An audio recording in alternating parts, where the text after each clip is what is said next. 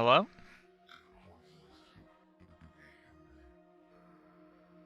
Dave, are you here?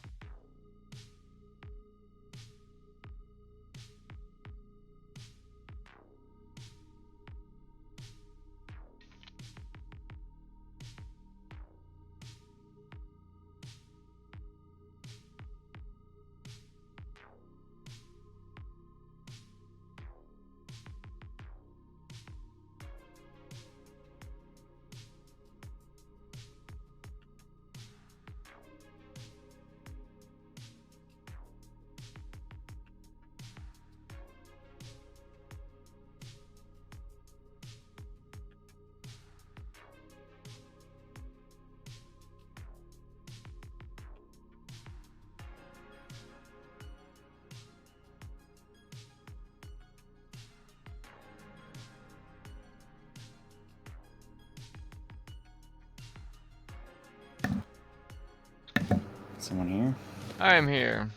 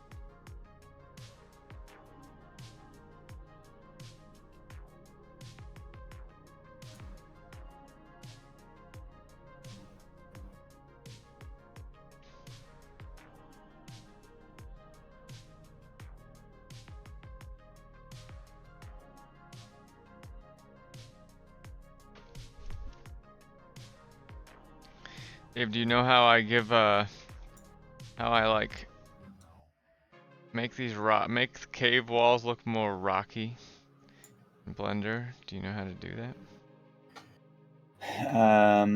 I just like divide the face into a bunch of things and Yeah, then that's what I use that's what I did. But then I want to the do random extrusion like pull thing. random. Okay.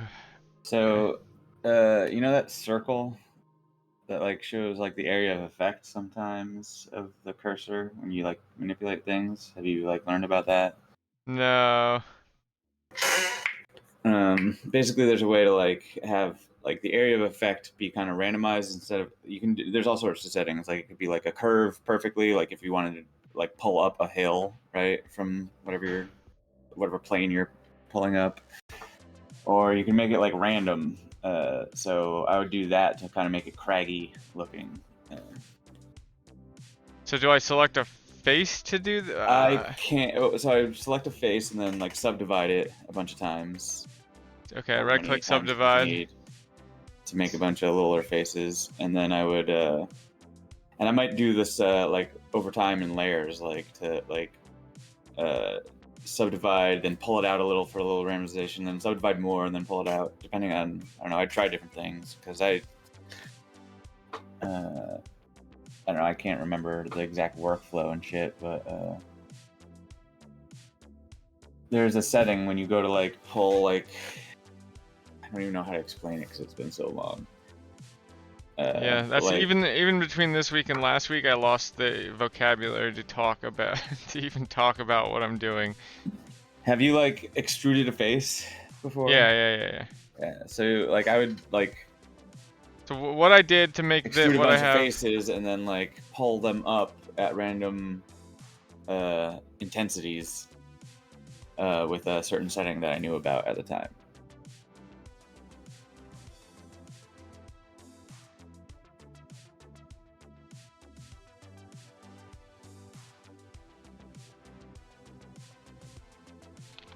And I might randomize the vertices a little bit to make them not just all squares. And found And you can, a video online that shows you how to like make a bunch of tunnels basically, and then flip the normals so they're, you know, so that the faces are on facing inward, and then like you just do a cut and you do like a subdivide of the whole object, and it makes kind of everything more rounded. I'm wondering if I can't do the thing you're talking about under this method. oh yeah, maybe, probably. Well, I mean, Because when I subdivide and maybe pull it out, it just looks it just starts to look more flat because. because you probably have it at like a flat. Like, look up at the top middle. Like, are there different like? Let me look at your actually. So the magnet thing, and see the very middle where it says global. It has the two. I can't remember Yeah. what it means, but like, see that curve? The like. This thing? Yeah. Click on it and see what other options there are for it. So that's what I mean. Random is at the bottom, so you can make it do just pull up flat, linear. Like these are all shapes you can kind of do. So now if I grab a face and move it, why aren't I getting the option to move it? But at this point, it might just be, I don't know, Marcus might know better about this, but it might just be like might just be able to just do normals and shit, like and just like textures to make it look like a cave. Yeah, that's sort of more what I was looking for. Something that would paint a texture on top of it and make it look a little more rocky. I mean, you could literally just put a texture on. I had never figured out texturing at all.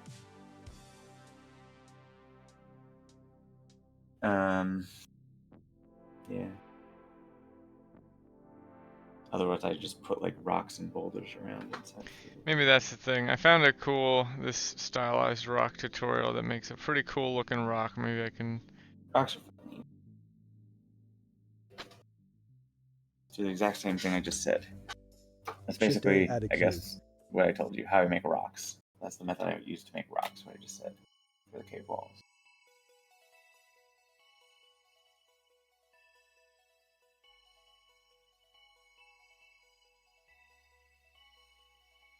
Playing Starfield. Game does not look interesting at all to me, but let me know if I should check it out. Probably not, if you don't like Oblivion and Skyrim. I would honestly. honestly. It's a Bethesda game. It's what they do. I would rather try. Skyrim, I would love to try. For years, I've wanted to try Fallout New Vegas, but I don't know. Like less buggy though, which has always been their game's problem. I just if I never play another, I don't think I'll ever play a game again where the main. I mean, I know there are like aliens and stuff, right? Eventually, they had aliens in one of their trailers, but like I'm just killing people with an automatic gun and fighting AI with automatic guns is the most boring thing ever to me. I don't know. Even if they just had hunt guns, or even that, like even beyond that, like playing a single player game where your enemies have guns and it's, you know, a first person shooter, it's just like what even decides when they shoot you? Like it's just a dice roll, right? And I don't you can say the same that. of human beings. I literally say it all the time. Yeah, but like but the human so easily simulated, you know. Yeah, but when a person shoots a shot, yeah, you're in hunt. You're right. It's like it's a dice roll, but like that's not the interesting part of that dice roll isn't the interesting part. It's the human behind it deciding when to take those dice rolls, when to roll those dice. That's the interesting part. And that could also, I think, probably be very easily. Eventually, for most people, probably. I mean, I would want like an actual AI. Yeah, I don't know. AI could probably just fucking set a machine learning on that, and I bet it would figure it out. Like, force it to have these dice rolls of. If there was a game that came out, I'm gonna I hit this many headshots and shit. Yeah. And then just have it have to work with that limit, that restriction, and then see if it could do it. Like figure out the I would just want to literally play an AI that was You trying to know, beat me, that was like trying its best to understand how I do things and kill me. I think that would be fun. but I would agree with you with mostly automatic weapons. I'm hoping that there's a single shot, strong There are definitely weapons. I I, shotgunny. I like hitting trick shots and shit, and like I like precision, like the hunt Yeah. style of shooting. That even if it's a robot or even if it's a moving target, just a moving target in a scenario, I can find enjoyment in.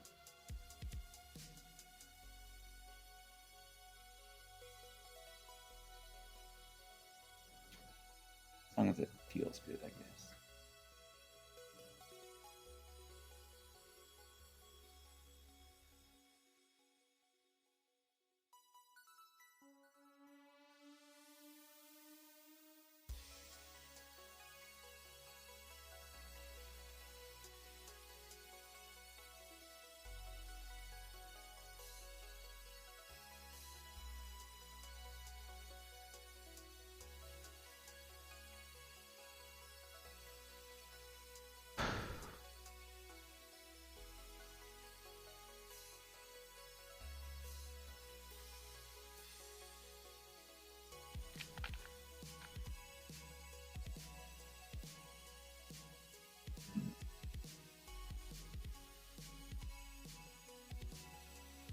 Are you streaming your game?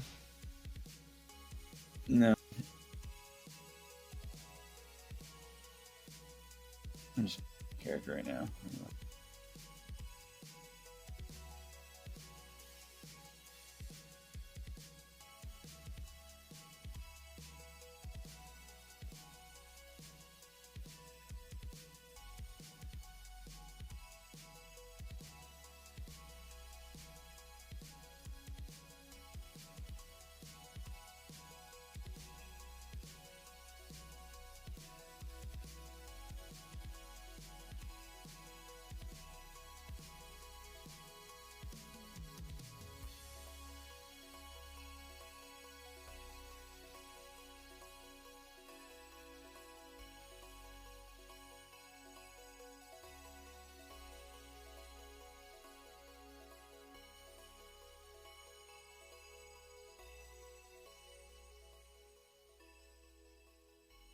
Lasers.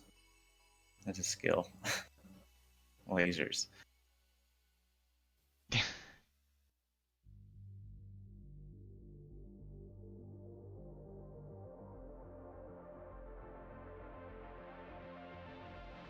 All lasers. Starting class. Soldier. Yeah. Ballistic.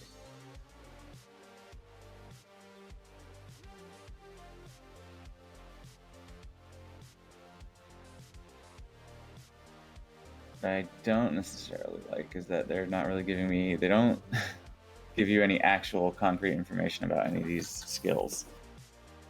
Just that better pistols. Better how? What does that mean? Here's the description for the pistol skill. Considering the popularity of the personal sidearm in the settled systems, familiarity with such weapons is often considered which will essential. align them.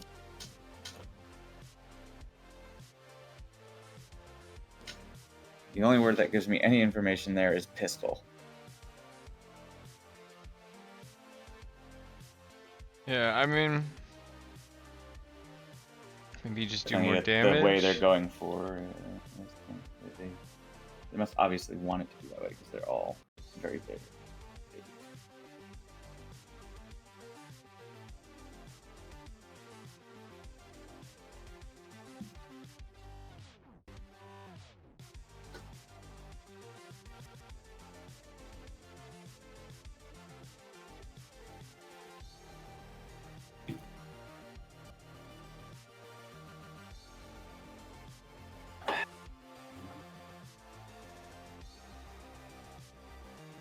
So there's a pistols skill and a ballistics skill. What do you think the difference is? Um, If you had to guess. I don't know. Ballistics sounds like it would. Because ballistics also has a gun icon, and it's on the soldier class. The scoundrel has the pistol. Still. The flight path of a bullet is what is ballistics. Internal travel. Sniping longer. So yeah, I would guess maybe that has to do with sniping. When I was I know first actually started, next to nothing about this game besides that game. So I guess I know everything about this game. Really, I don't know how the skills work. That's what I'm saying. Whatever, I'll go. Something cool. Shooting shit. Just want to shoot people in the head. Whatever I want.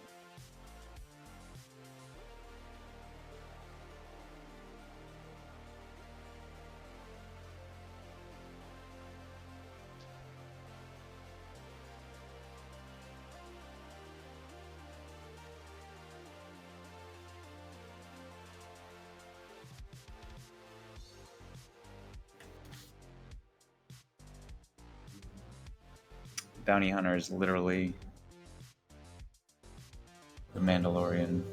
All the skills.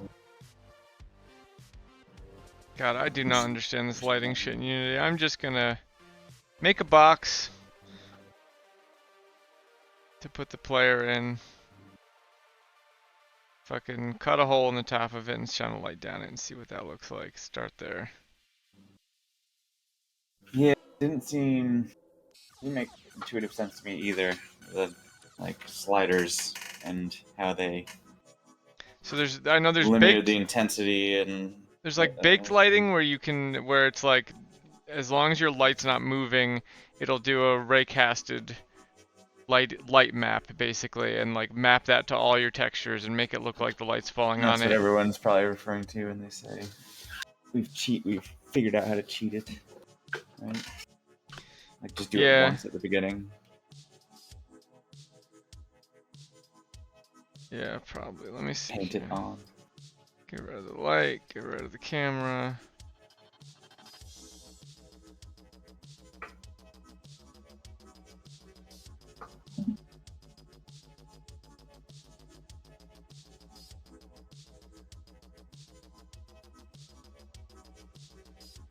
Maybe 6 is a rifle. Yeah, I guess that's what it said. This time I was thinking scope though. But can I make my own actually? Usually I have like you. File not found. Right. Big change.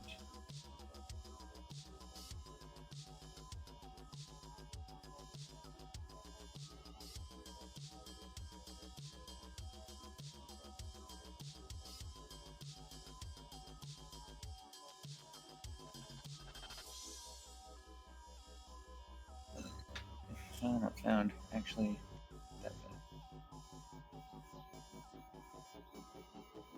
I don't think it actually lets me.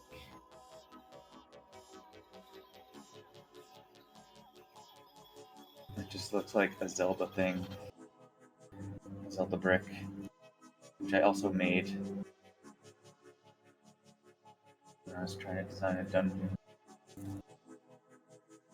Knife. Let's see what this does. That lets you, yeah, like create new faces and shit manually. Okay, that's what I like. That's what I need.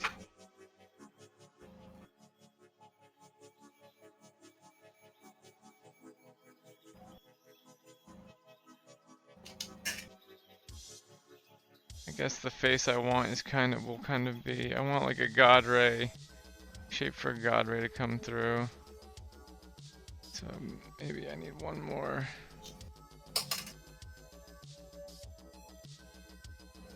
I have a grate if you want me to just send you a grate. Can I just pull that into my Unity scene because I want to bring in the. Probably, yeah. Might be in some repository you have access to, even. I mean, grab it. not pull it into Unity though, but pull it into Oh yeah, I mean I probably have so the Blender file too.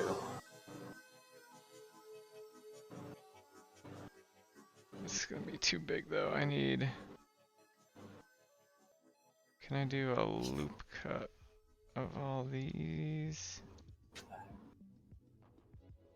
I use that so much. And then another loop cut right here. There's got to be design your own set of starting traits, but I think it's forcing me to actually.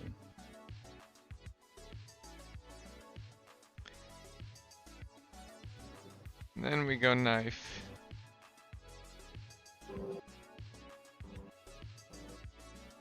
And we do like a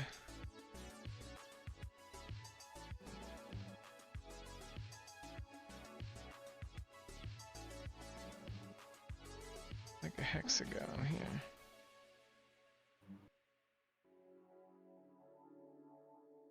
Oh wait, shit.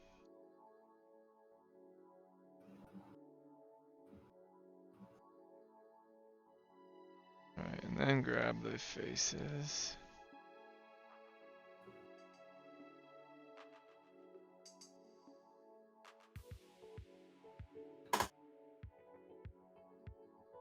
There we go, and then I assume I need to invert all the normals on this too. Select all, mesh, normals, flip. Alright, and now I just need to export this.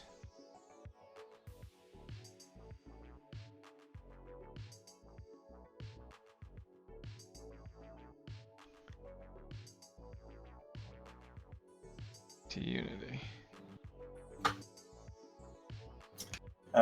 Really super powerful thing I think about that, like how you like that curve thing that you can change for your selections. Yeah. Is that works on like everything, even like scaling. Like so, if you select like a ring of vertices, right, like that hole, and you wanted to like jagged that up, you could like scale it down randomly, or create more vertices even. Like if you wanted it like to be teeth.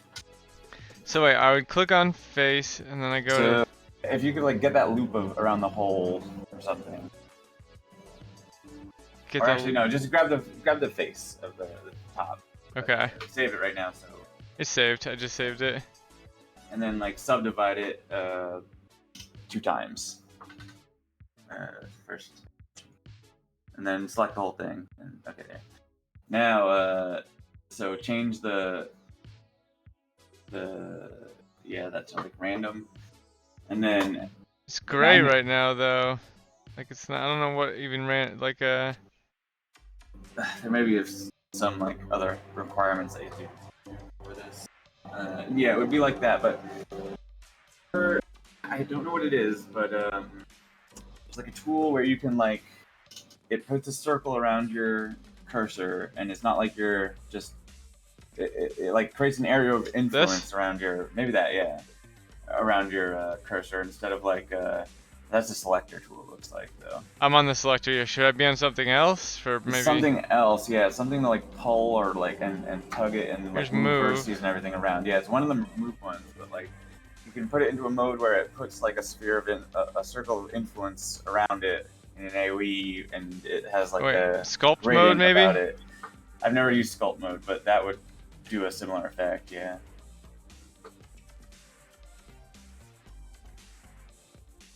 It literally. Oh, I is can't just, do it like, to these ones because they're fucking with not play. subdivided. Okay, that's interesting.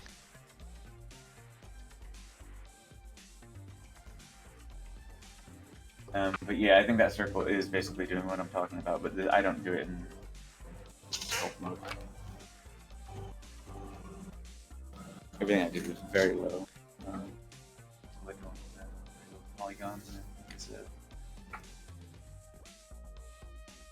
I don't think I followed the real, actual way you're supposed to do that shit like Marcus is doing, where you like just go crazy at first and let it look like whatever and just make something look cool, and then you re-topologize it and just restructure it. I gotta fix this. This does not look like a very good.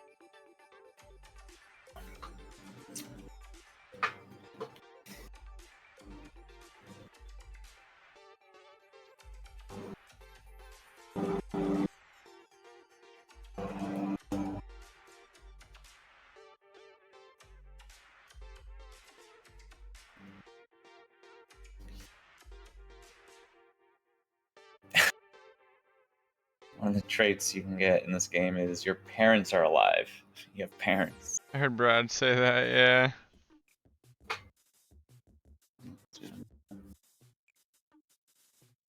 Oh, You have to but send you 2% said of your that, income yeah, I just home, read yeah. that. Or the first sentence told you about it. Second.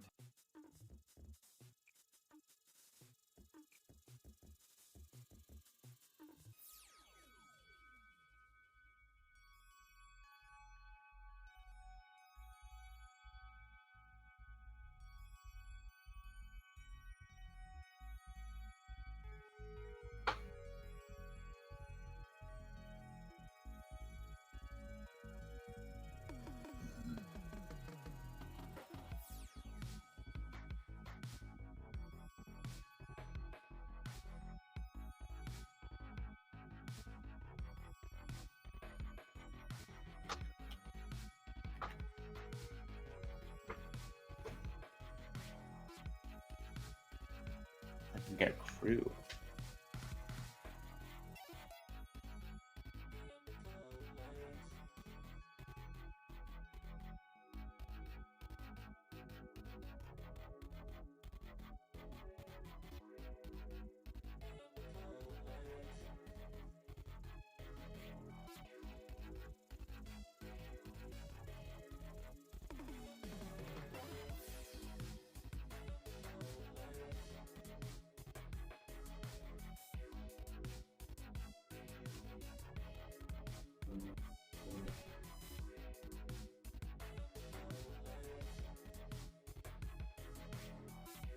Your damage.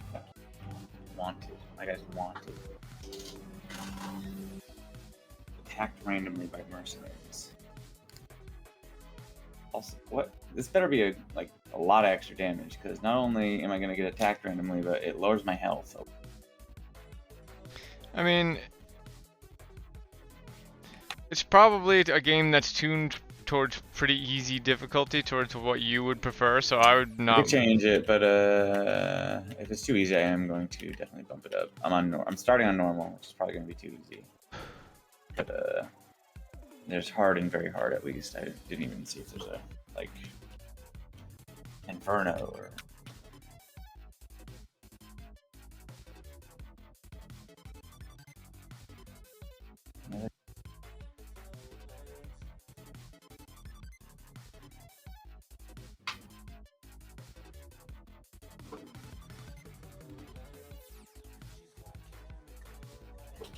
That's how I'm going to spec that. That's how I spec in every shooting game. One shot and you're dead. Use a headshot, especially. I don't see any weak point boosting trade. When I export a thing, do I have to select it all first, or is it just if I'm on the object? Go into object mode and select it as the object you're selecting, and that's what you're exporting. Okay.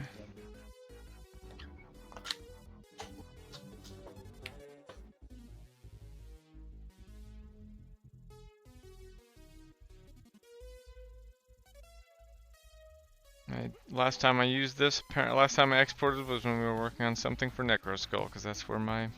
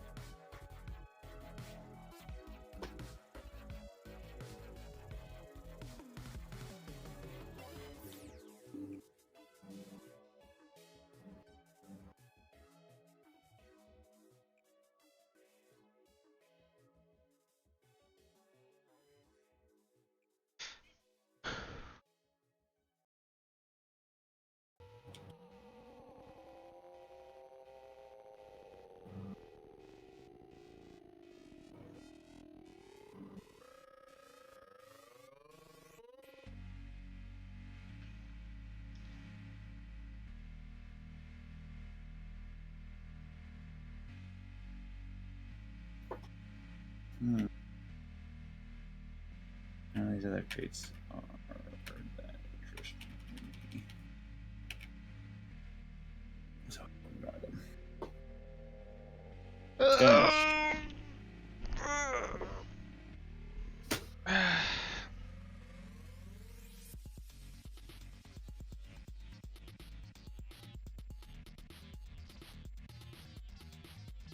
Finish. Now, but I don't know how.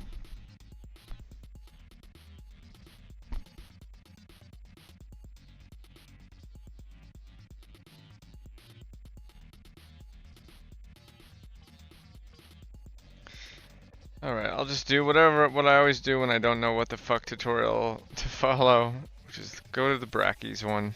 'Cause it's probably the most basic one there is. What are you trying to accomplish? Just like some cool lighting inside of a cave. Create 6 completely light Some will keep. god I will rays. simply go ahead and bake a light map that the object has light map UVs. In some cases you can get away by simply selecting the object and enabling generate light map UVs. This means that Unity will automatically calculate the light map You might UVs have for to this change object. like the If we render apply mode on that a you're. What's that? You might have to change like the render mode that you're like viewing it in. I'm not even gonna bother lighting it in Blender. Oh, I'm just gonna pull it in Unity and light it in there because I don't know what's gonna carry over, so I don't want to do a bunch of work that's gonna mean nothing.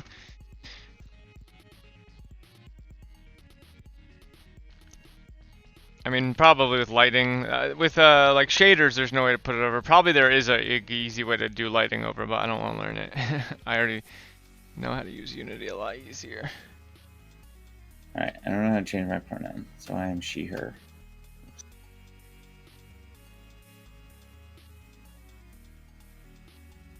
What? Oh, okay. That works.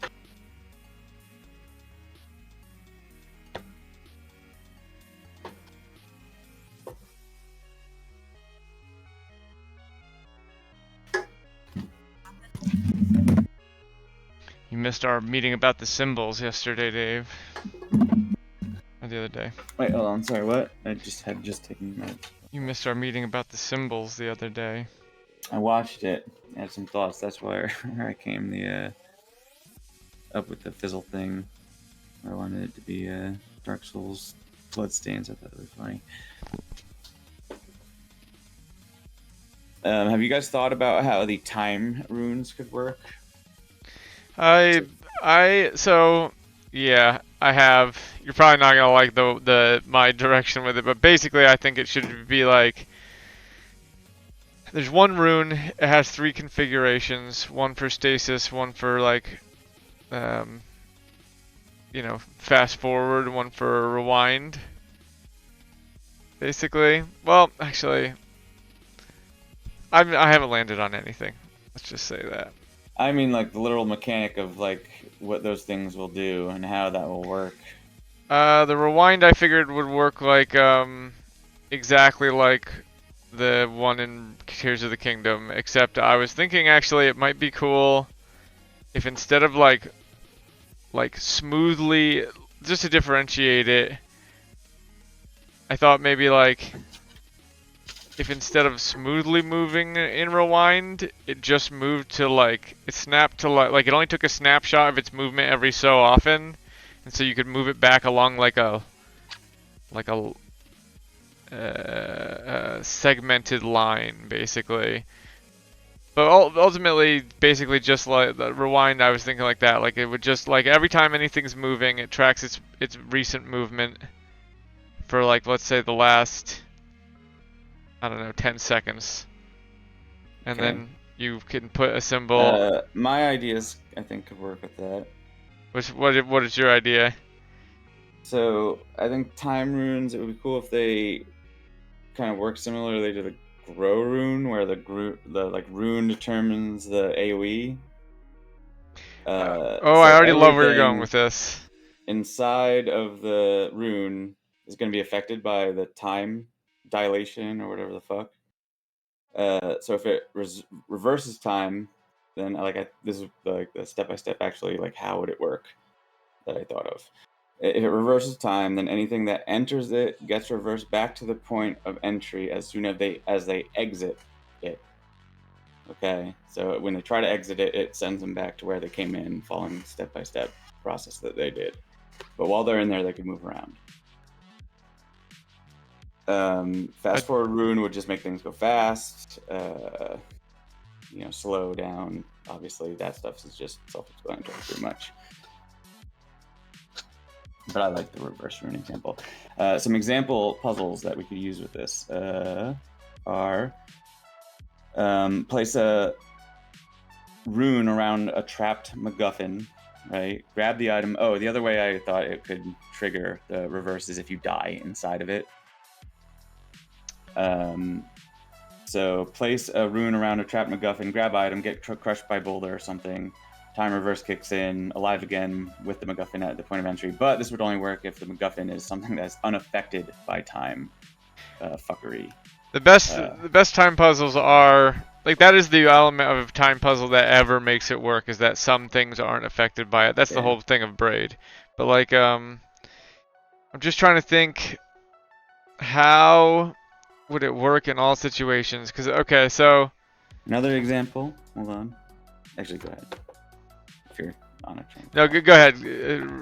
Maybe with your puzzle examples, it will become more clear how you would intend it to work.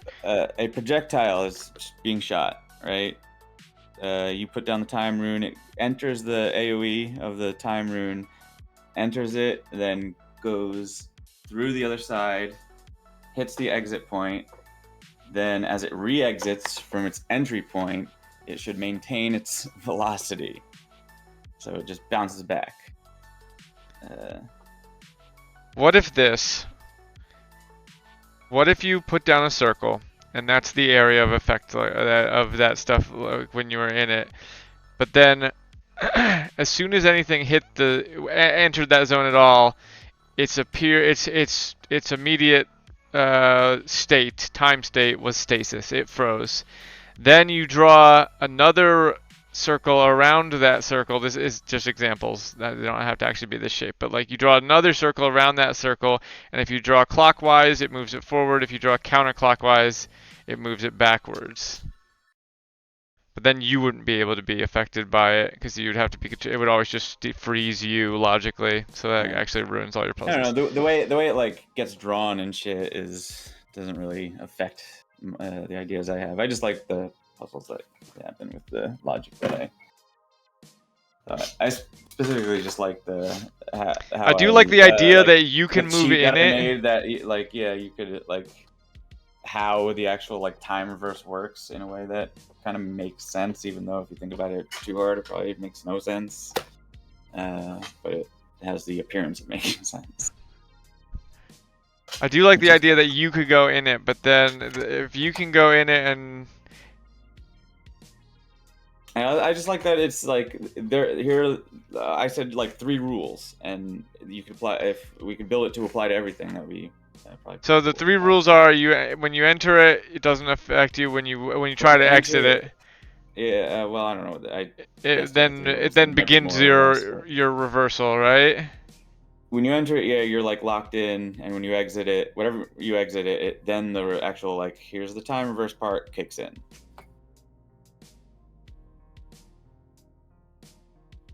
For any object that tries to fly through it. Or I guess you could also just put a time limit on it if you wanted to have another concession there, another restriction. Like you can't stay in it for too long before it reverses you. I do really like that idea. I think I do think I would do it with a time limit though. That probably makes sense, and maybe you could it might be interesting if you could determine that time limit in certain steps based on certain variations of the rune that you actually draw. That's what I thought you were gonna say when comparing it to the grow shrink rune. Like, oh, I just meant the area effect part is the part I was stealing from it.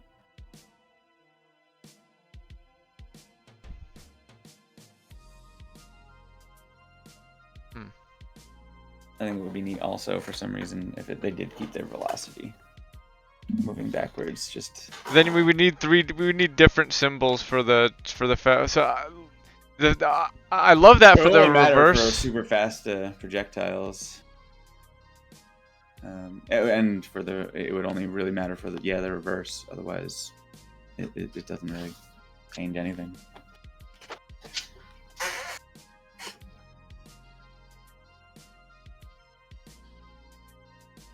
Actually, no. I guess it would if it was Hold a on, I gotta kill a slowdown. bug. If it slowed down the velocity and it kept its velocity. But even then, we should if that would logically make sense. Hold on, We I should gotta just kill a say bug. no. It only works for the reversal. Yeah, I heard you. I'm just gonna go get a fucking drink first.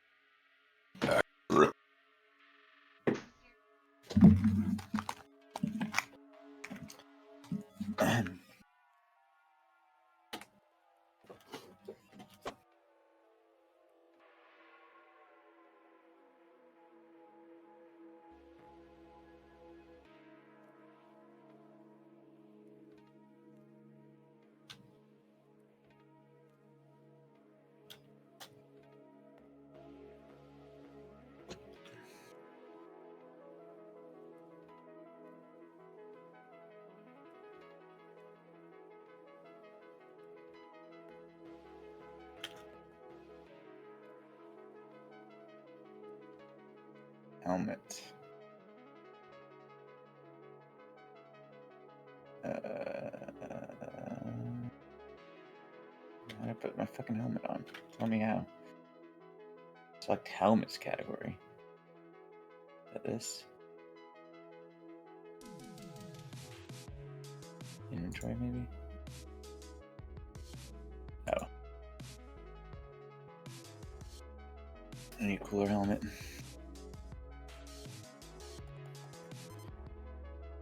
I just want this to be Cowboy Bebop.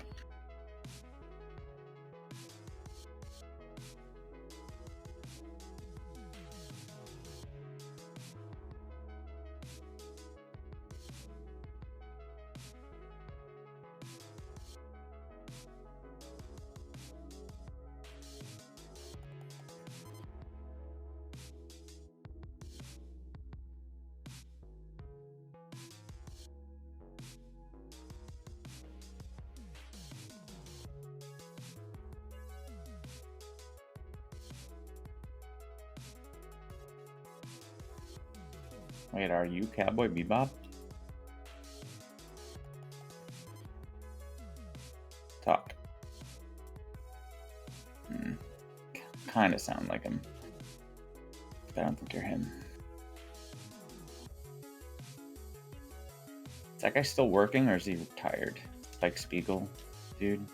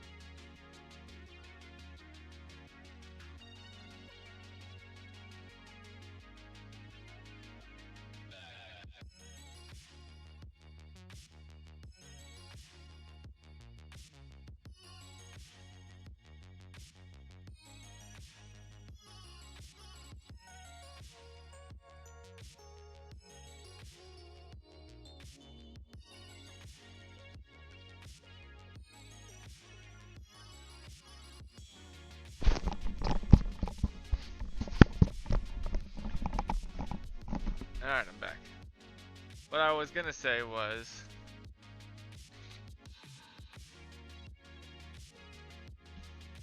I think that's, Are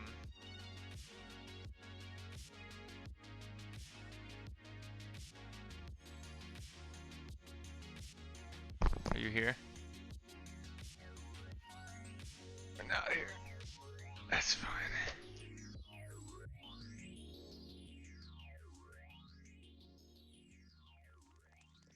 Polly. He has a bunch of really useful videos. This video is sponsored by Dennis Panjuta. Dennis is an awesome Udemy instructor and has just launched a new course. The video. How powerful modern is when light bounces off lights or objects in your scene, but often you are influenced by the light are completely dark. Indirect lighting is sent out in a new tab, a solid understanding of Unity as well as programming in C#. You'll also learn how to create basic 3D assets using Blender. So to get started, simply click the link in the description and get a discount. Alright, let's get into the video. So before we start setting up lighting... So what I was saying before is... I like that for the reverse rune, but then like what for the I guess stasis and the other one could just be too... Stasis is, I mean, if you walk into it, you are frozen. If same thing, it's just an AoE. AoE is the only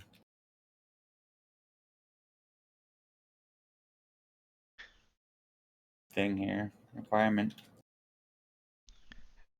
I mean, do you have any interesting puzzles that could be done with the fast forward? The things just moving fast in a thing, if they're all moving the same level of up to fastness, does not, you know, open a cornucopia of puzzles the way the reverse one might.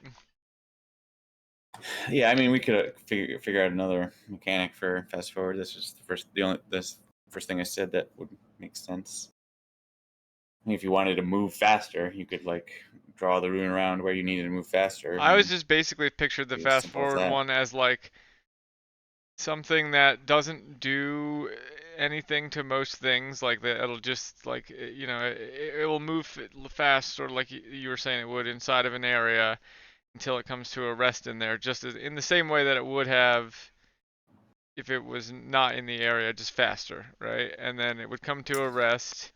If you do keep the logic of it keeps its momentum, you could like throw things with it. Meaning it wouldn't, if I threw it and it was going to fall to the ground, it would lose its momentum more slowly. Basically, if you throw it through the AoE of the rune, it gets a boost, goes further. Or if you wanted to slow down time, if you throw it into it, it will kind of lose its... It would kind of get pooped out. The main use I had seen for the fast forward one was to like literally you to draw it on the ground and step into it, and like, you know, the sunrise and sunset would happen real fast. It would speed up time of day. That would be cool if, like, yeah, have that happen. All right, step into the AoE while you're in there. Everything around you moves. Oh, actually, so fast. then If wait. If you're in slow-mo mode, actually, that's how it would work. Maybe right? actually. If you're inside it, sorry, hold on, let me just finish my thought here. Go ahead. Because I'll lose it if I don't. Then that would also mean if you're putting a fast forward rune, then while you're inside it, everything moves in super slow motion around you. Yes, yeah, exactly. That's what I was gonna say. Like, it actually would be like, it would be the So that opposite, actually right? works perfectly for puzzles. Actually, these are just two doors now, kind of opening. Okay, yeah, I like that. Yeah, so really, it's about, and so if you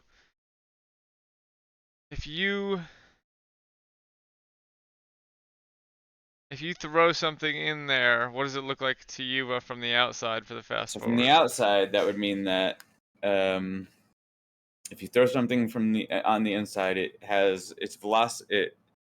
It basically just slows down inside there for a slowdown rune, right?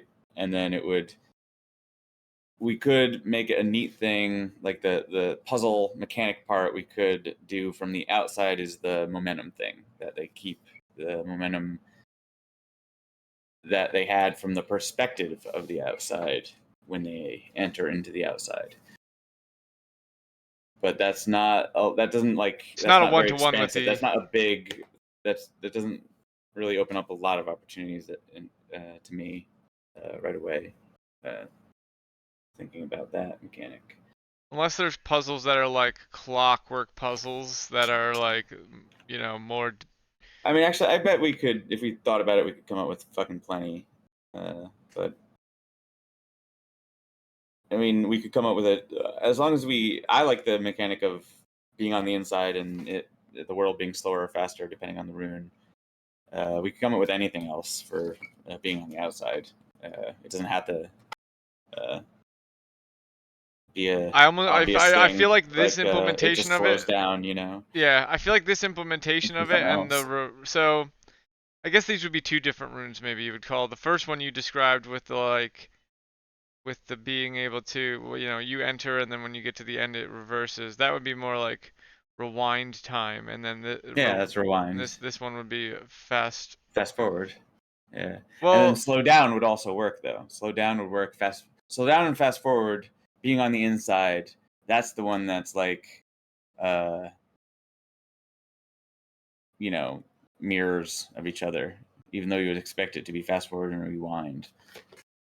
Although rewind, I don't know, we could just make it like could visually have it be weird still, like from the inside I just while feel you're like in it there. should either be like a single Oh, rune. the other thing I thought, hold on, let me also say this before I forget it.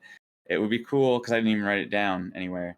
It would be cool if the visual effect was actually like a VCR tracking thing, like the shader around the dome of effect or whatever. That's the one for that's what um Viewfinder does that.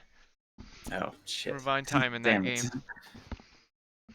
I literally only saw like a few minutes of that game. Still, I would think that would be cool. I would be willing to steal it.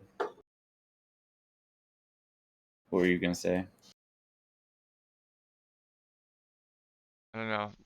Lawrence says my skin smells like a something burning, like a burning wood, and it kind of does, and it's concerning me.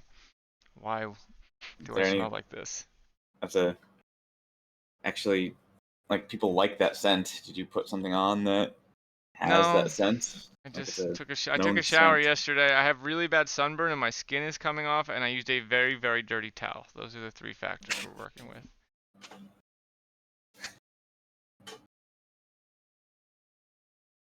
Anyhow, to my mind, it feels like it should either be slow down, speed up time, or rewind, fast forward. There's a difference between those things, right? Like one, Yeah, I guess you're right. But do we want like that is very confusing. We should pick one or the that's other. what I Like, mean. Having two runes like that would be like, I feel like it should either be like this one rune where you walk in and everything moves fast on oh, the all right, hold slow on. on the outside, or fast on the I have outside. a thought. Um, it's rewind, fast forward, I guess stop, and then there could be a modifier of slow, like rewind slow, rewind fast, If anything, fast to get all of it forward in, I fast. would do it this way. I think I would do like the area of effect one. I would make the um I think they should all. I think the AOE needs to be natural across all of the time runes. It would make most. It fits like it I'm lends pretty sure itself to we're logic and logical thinking, right? And that like, okay, these things work in a certain way. All time runes also like maybe even all runes are an AoE, or maybe we could also just say like that's the there's way certain where I types of think runes are an what me AoE. and Marcus discussed last time. It's like everything's basically an AOE. You can draw on things, but like so here's a question, like if it's only AoEs, what do you do in the situation where there's a box, someone puts it in the grow shrink rune, and now it's huge. It's so huge it feels like you should be able to draw on it, right? And you can't pick it up and move it anymore. I think at that point, at a certain size, things You become. should be able to whatever this game, like the ultimate best version of this game, like it should be because this is the way these types of games best work. Like, hey, what would happen if I did this? Would this work?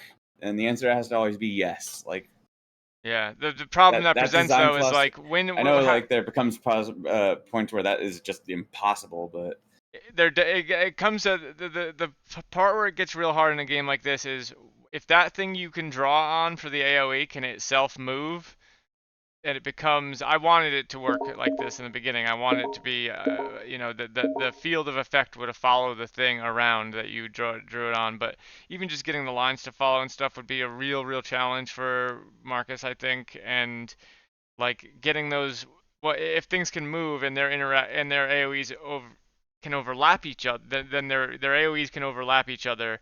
Mm. If they can never move, then we know, then we can say something like, if I draw a rune within another rune, the second rune just won't work because the field of the first one is active there.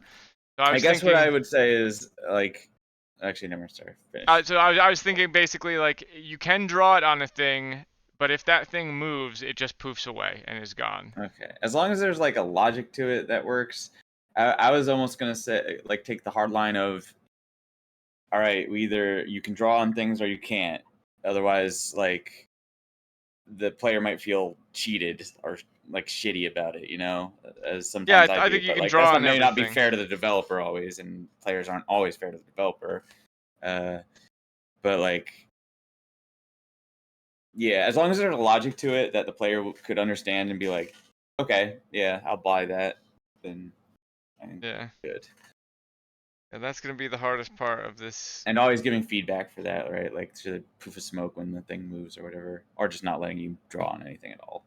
I would just Uh, I would rather let the player draw it, and like we're still fiddling with whether we want to have a button for activating or not. Right now we're going to try doing it I'm on the without. side of with. I, I, I vote for with, but I don't understand the limitations of because I don't fully. I was trying to follow what you guys were talking about, but I haven't been following you guys developing this enough. I think to fully understand. But like, why does it like? Can we not build the classifier and shit and everything, or maybe build the runes around it being able to know that no matter what, like it already knows the north, south, west, east orientation? Or am I just not understanding something like Um, elementary about the way it works that can never be possible? so it it takes that stuff into account now. It takes direction into account now. Like if I draw for the for example the attract repel rune, it needs to take into account the normal of the thing that's being drawn on, because what it's really doing is making an invisible cube that's its collider, and when things are touching that cube, then the rune is activating is active on that. So basically, we're doing that now. The real problem is like the real core of the whole of most of the discussions me and Marcus are having Over the is activating? when does Like it, what? yeah, when does it class, well, two things, like, so there's classification and activation. So like the classification is when you're drawing these you're putting these points all over the world, right? And at what point does it say, okay, the player is done drawing, I'm going to look at this and determine whether it's Mhm. an actual rune? And what would make it so? Like, why would we not want it to just be when the player clicks on it and says activate? Like, what is stopping us from doing that? Like, Um, why would we not want? What's the negative to that? Because that seems the best way to do it to me. because so if uh, it limits certain.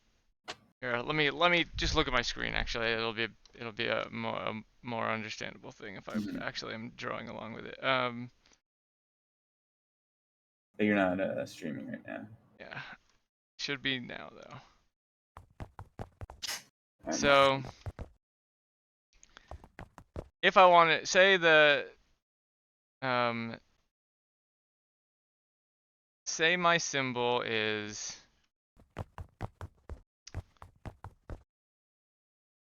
well, here, let's just go through what we were talking about last time. So if we're talking about different shapes and whether or not you should be able to like, actually, let me just say this: there is no reason why we can't do it in a single button press activate. But say my symbol is a I shrine. thought when I was listening that Marcus was saying that there was a problem with like, okay, how does the camera orient itself when you when you take that picture for Right. So yeah, classification. that's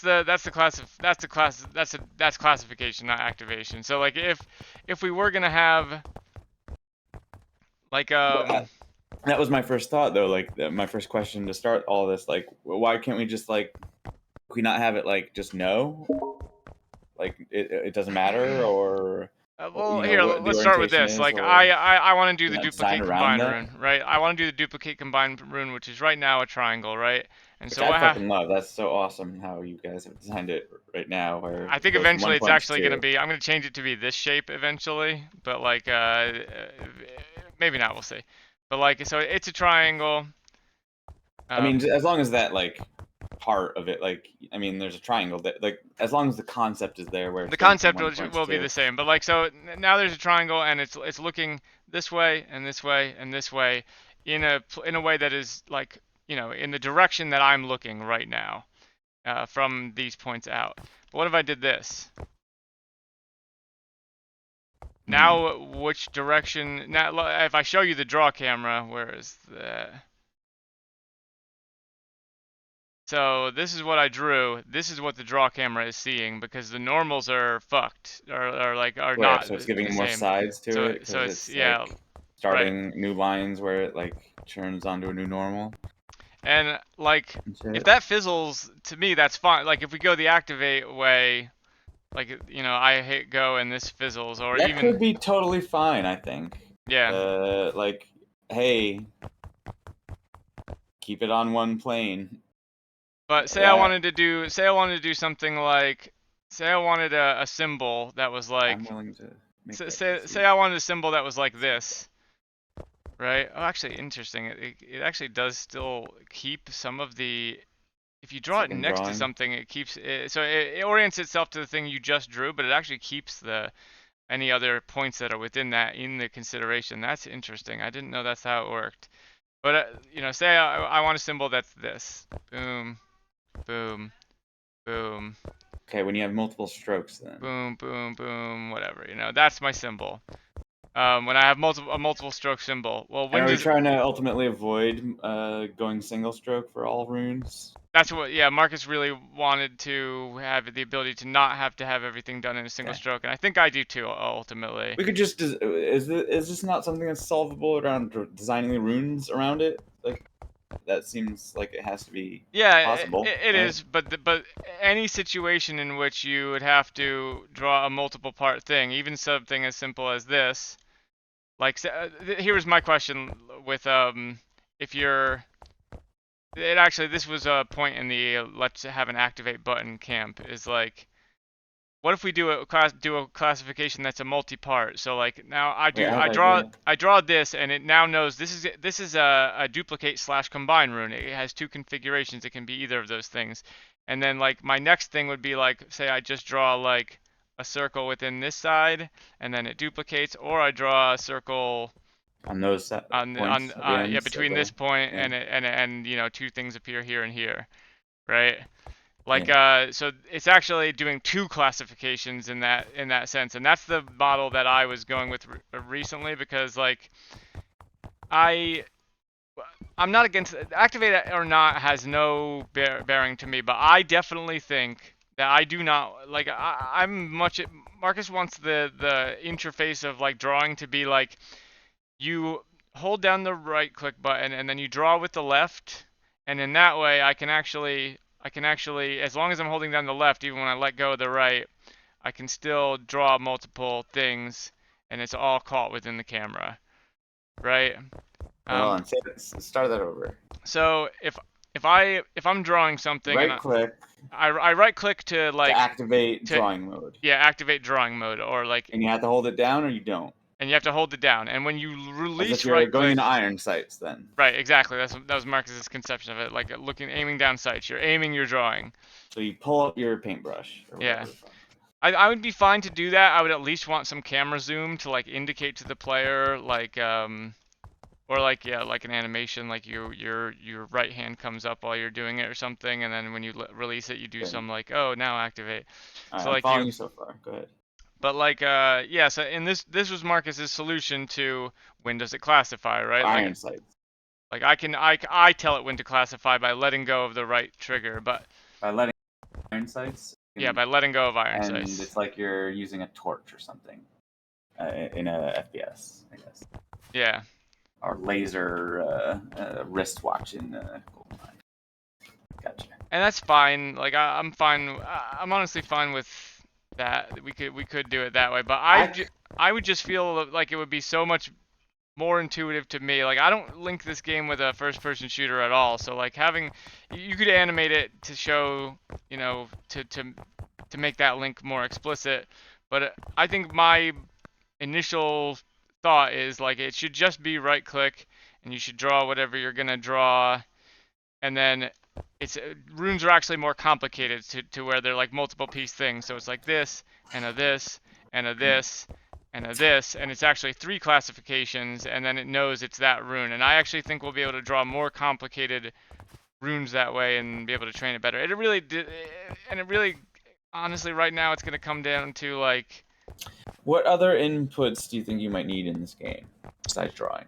just I think draw and then pick up things with E. I think that's it, and So jump. then why not just left click draws? Holding down left click. Because you know Marcus wants you to be able to draw a multiple part rune and have it classified all in one go. Like you know, for this rune for under his model it'd be like this, and then you know Each stroke corresponds with a color of ink that you put on the ground. I think I've thought about doing color, but I honestly think that's gonna Just to like, I'm just putting that out there. Will that help with the? Will that box help you design the away these problems at all? Like having like, okay, you want like to be able to make a triangle and then put lines on a certain amount of the triangle sides. Does that solve any of this bullshit? Does that help in any way? Because that's my first instinct. Yeah. I feel unfamiliar enough to know whether. Wait, sorry. So like putting does having the lines all be like different let's say colors? okay, every rune can be should be able to be drawn in 3 strokes, and to help with a bunch of things like just telling that to the player and just helping with the logic of how all this works. Does that restriction soften any of these problems? Maybe, but it also limits us a little bit, I think, in terms of like, what if I wanted to, for the mirror one, I thought it would be neat, or, well, Marcus drew a cool, we were just like drawing symbols to see what would look neat. Marcus drew like a, I don't know how to do it, but it's like I know this. exactly what I'd do for a mirror. I thought that one looked neat. But then I thought, like, what if you could, what you're doing for the mirror rune is you're drawing a symbol and then you're drawing a dotted line out like this, and the I would dotted do a line down the center vertically, and then a infinity symbol cross sectioning it horizontally to say mirror. So like, it's a line from top to bottom or bottom to top, and then if at the center point of that line, an infinity symbol where the cross section of the infinity symbol. Well, I guess you could do it that way too, but I was thinking as like a T. But that the logic of all that also works. like this. You're drawing an 8 with a line going through it vertically. I guess I would have drawn an 8 with a line going through it horizontally, like a T.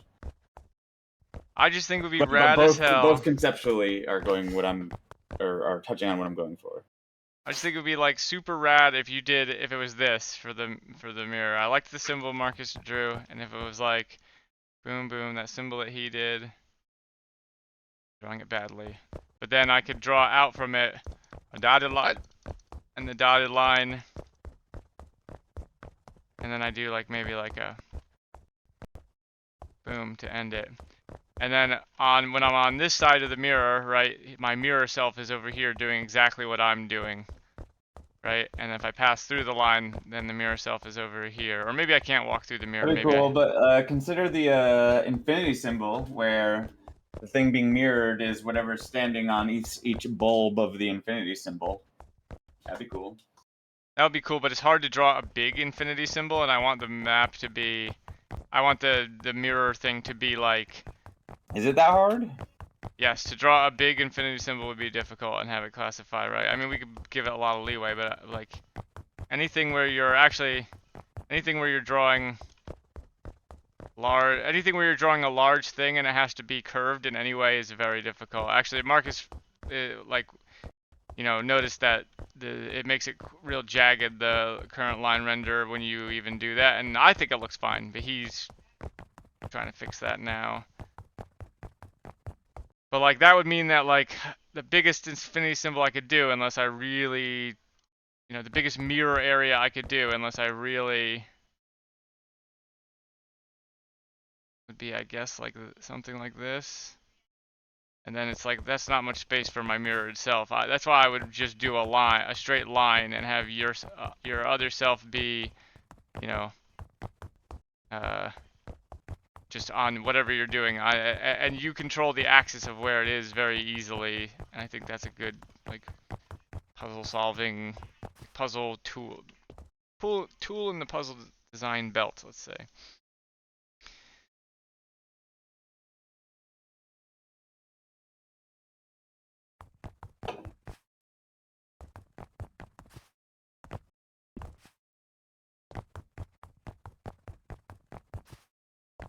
Wonder if I could pull that cave in here and figure out how to make it look good. Be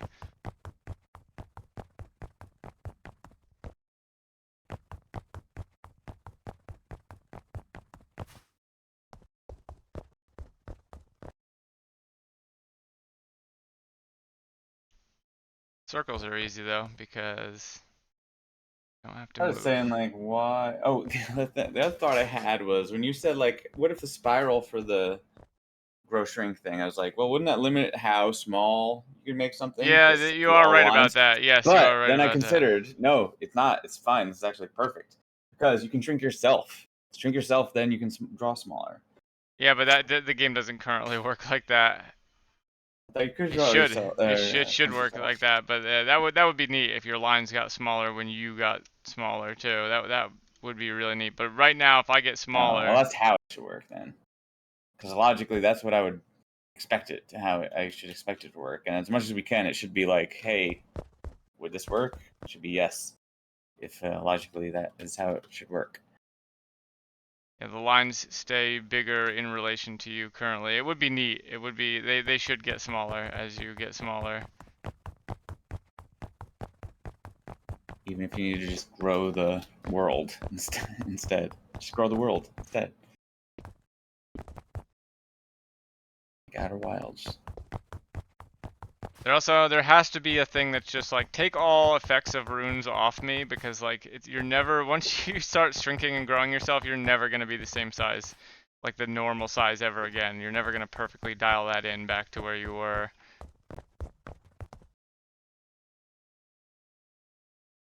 Anyway, I just want to work on a tutorial area for now that teaches you the very basics. You know, walk, pick up, jump, draw, and activate if we do activate. Right now we're not doing an activate, but I'm still on board for doing an activate and for having you like pull the energy that you need to do activation out of animals. I also just thought of like, what if instead of just having a bar, just if you didn't draw for a while or something, like if you weren't drawing for an extended period of time and you started to draw again, like sparks would shoot out your fingers and then you just have to go find any animal and eat it. But also, what if that, when it turned off and you lost your power, was it like rolled a dice, like it rolled if every like 2 minutes that you weren't drawing or something, or maybe 5 minutes, 2 minutes is pretty short. Every 5 minutes that you weren't drawing, it flipped a coin. If it's heads, then take the player's power away. If it's tails, then start another 5-minute timer until you lose the power. So it wouldn't so much be like a bar you need to fill up, just like a thing you need to do every once in a while.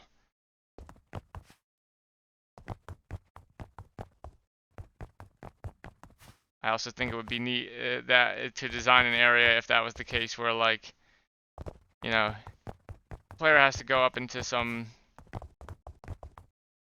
dangerous remote area where runes would help them with no animals to eat.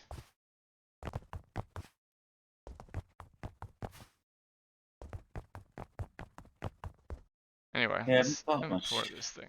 That shit. Let's see what it looks like if I just pull this shit. Actually, let's do new scene. Thick. Actually, we'll listen to Brackies. I'm gonna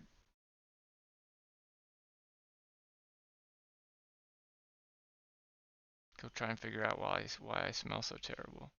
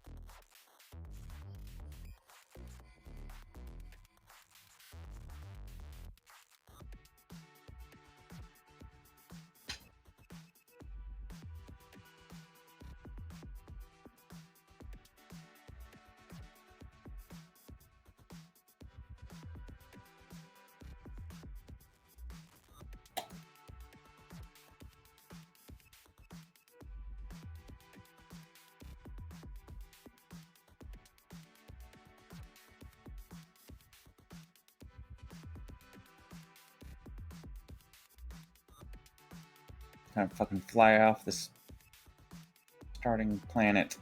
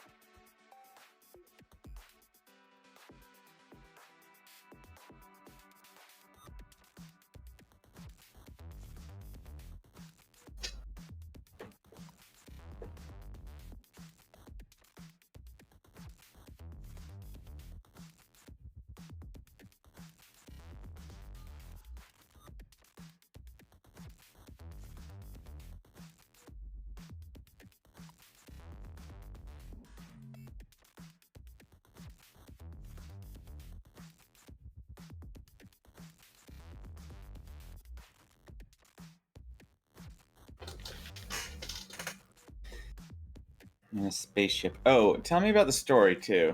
What's the story right now?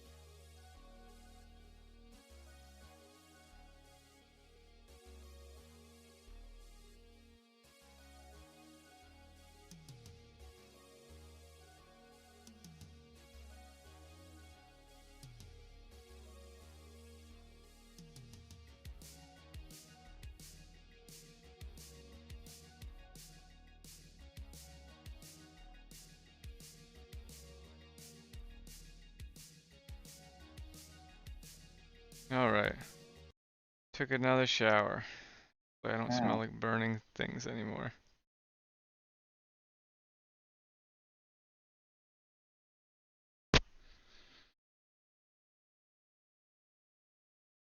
How do I heal?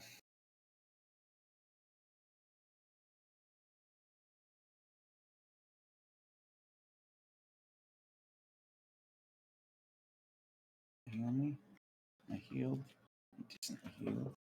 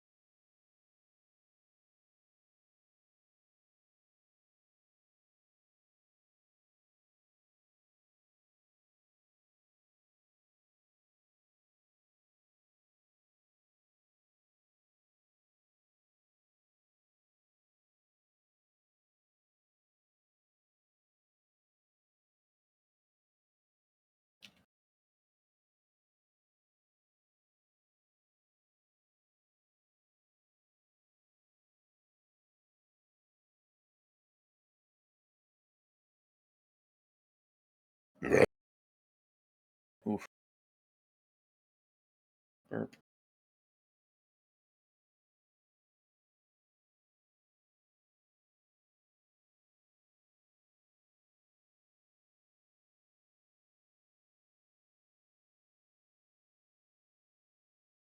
Oh, I'm streaming now too. If you want to watch Starfield.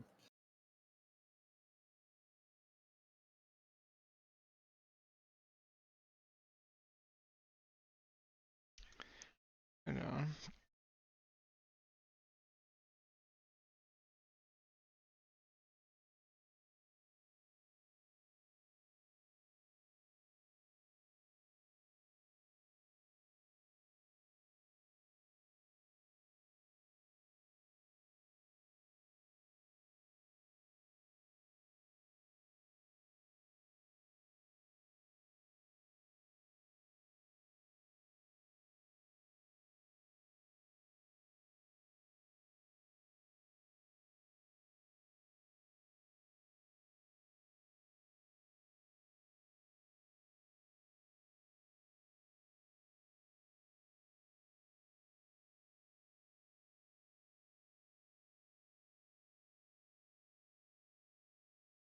There are a few things.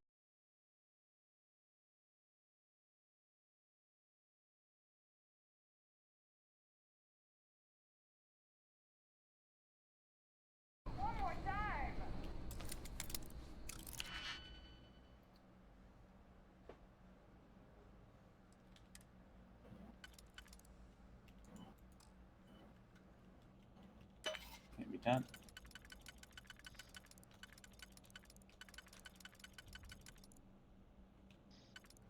This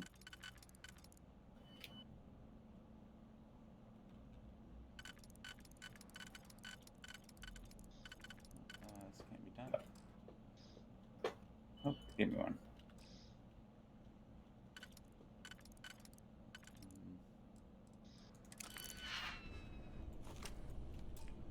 How do I? Oh, I fucked that up. This can't possibly work. I feel like I should be able to go down a level.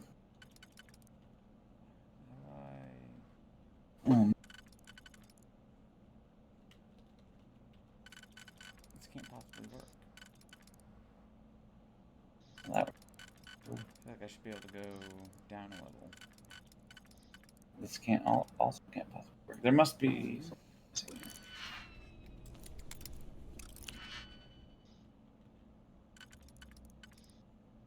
Whatever. I do not understand the picking minigame. I'll simply kill everyone for what they have.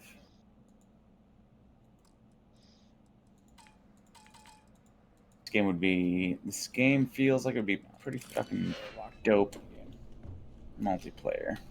I'll simply kill everyone. Which I guess you could say about every game, probably. Yeah, if it was multiplayer, I'd absolutely play it.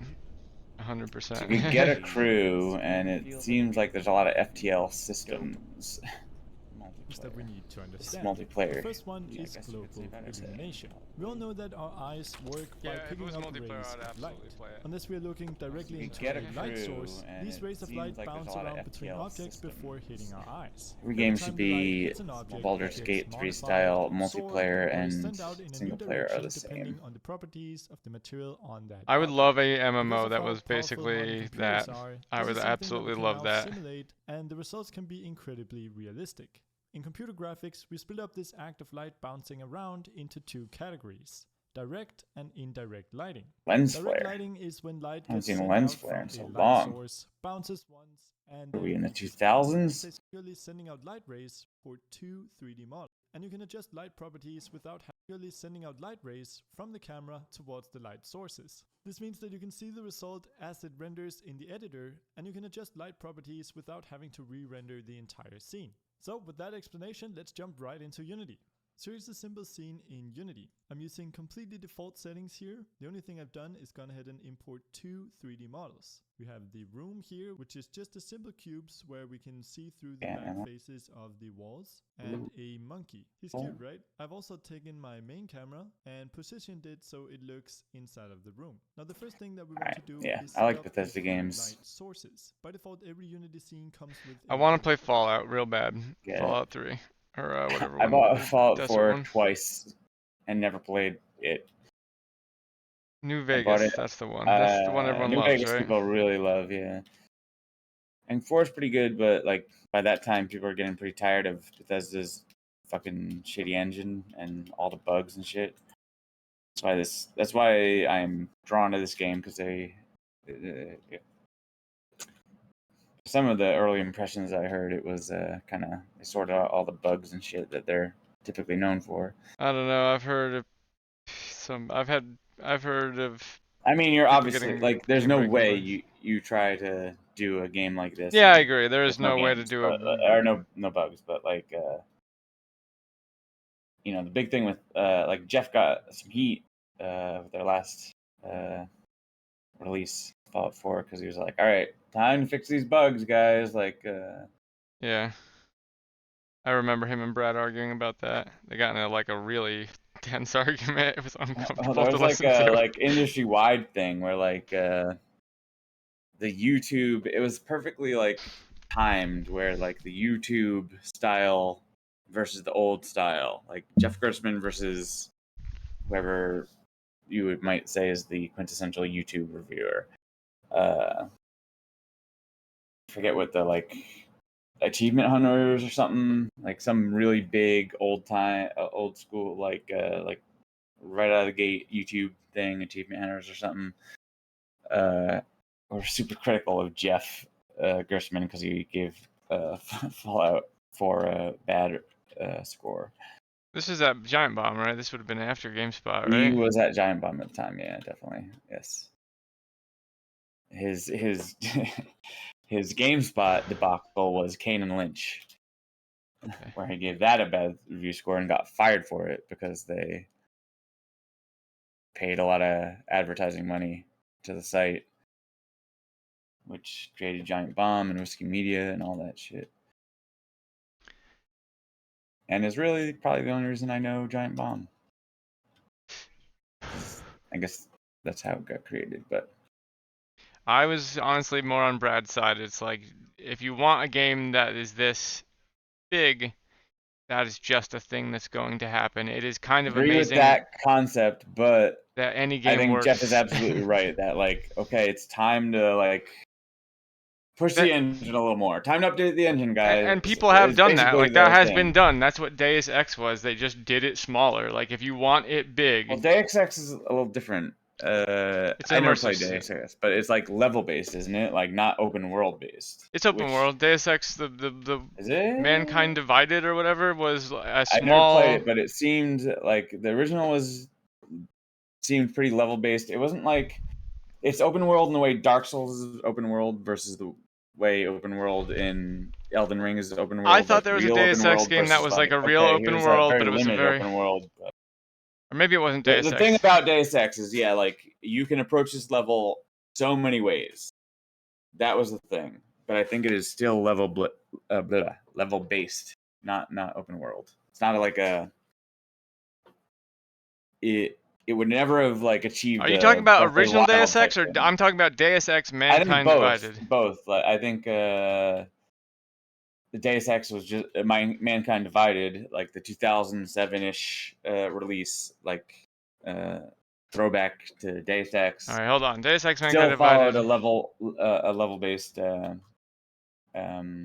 system. It wasn't open world. This is I a think. Steam But that was review or Steam that was discussion basically. of Deus Ex Mankind Divided. Is it open world? A, not open world. B, open world. C, a little bit of both. It's an open world in the sense that you have the whole world right there and there are no loading times, but it's not open world because It's a linear. it's not an open world meme game. I don't know what that means.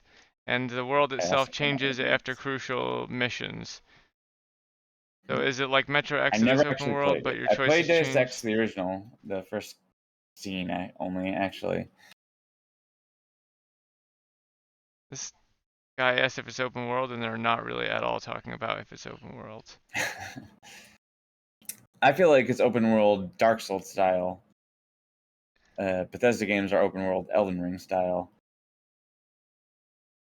But even Elden Ring doesn't go I would say that there's not as that kind of huge like of a difference between those two noisy things. Is as just scale. Like the I think what they're talking about in this thread is more, is it a sandbox game or an open I guess that's true. Yeah. like a Yeah. sandbox Like game open in world is Ocarina of Time is an open world game, but not a sandbox game, right? You would agree I with would that? I would not even call, no, if Deus Ex is like Ocarina, I would not call it open world. I would call it not open world or sandbox. It has an overworld. That's not the same as being an open world game. Then I think you might tend to think of open world more like me, which is it leans more sandbox. I think there are Because open world Ocarina games. is open world, like you can go anywhere, but there are a lot of restrictions on that overworld. Yeah. I don't know. It's getting philosophical in a way we could never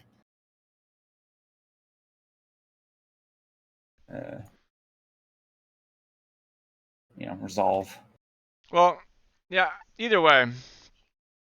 Then let's say instead, let's say Outer Wilds. Outer Wilds, you would agree, is an open world game, right? An open world game I relatively would say free it's a of bugs. Sandbox game. I'd say it's a sandbox and an open world game. Sandbox to Yeah. me just means like the Sandbox is inherently open world. Not all nah. open world games are sandbox games. I would I say Human Fall Flat is a sandbox game, but not an open world game. I mean, it could be if if it there was are levels, it cannot be open possibly world. be an open world. Yes, I agree. Which is So, why I would say so I would say Human Fall Flat is a sandbox game, but not an open world game. okay. I do think that I could there buy is that. I could draw a hard line between those two. Yeah. Sure. I don't know. Everything I can't get a. Is this an open world game? Hold on. Deus Ex Human Revolution. Oh no, I have Are my. there levels? That in. Are there levels in Deus Ex? Because that will automatically disqualify it from There open are in world, at some, but least. I think in one of them it's just an open world with no levels. I think open world is a systems-based game. What I generally consider when I say systems-based, like Breath of Wild is totally Okay, wait. Here's the both video. Here's the video I think that made me think in the most this. extreme sense of both Let me watch this video. It words. is the video from Game Maker's Toolkit that made me think that there was a Deus Ex Mankind Divided's amazing open world. Where credit is due. In a previous episode of And basically the whole point of the video is like, look, this you can do an open world game, but it doesn't have to be huge. This game is open world, but it's not huge, and that really actually helps it in a lot of ways. Mankind Divided is the one. Prague is so small, you can't really call it an open world. In fact, we often When I think sandbox, I think no scripting. because they splinter off into other areas for certain missions. But calling it a city would be stretching it. So I think sandbox to me means of the Czech I think capital a quintessential has just part of it 4 is train no stations, scripting. a few hundred buildings, and a couple districts. You can run from left to right in a few minutes and from top to bottom in, well, it depends on your platform and if you've got Or existing maybe hardware. Never mind. I guess It's that small. could be But scripting this in a tiny sandbox scale game. ends up being a strength, But, not a weakness. Of view. With graffiti them at 50 miles per hour, and the storytelling is even storytelling and make casing from Jensen's this bathtub, but others will be revealed to an extent by just looking around. But it has pocket secretary. These aren't just themed with its allusions to real-world racism. These tiny stories provide more spoil all the best ones, but I have to show you this. He's right. The game is packed for what ends up being a strength. It. But in the same month, being Deus Ex Mankind Divided and the city of Prague.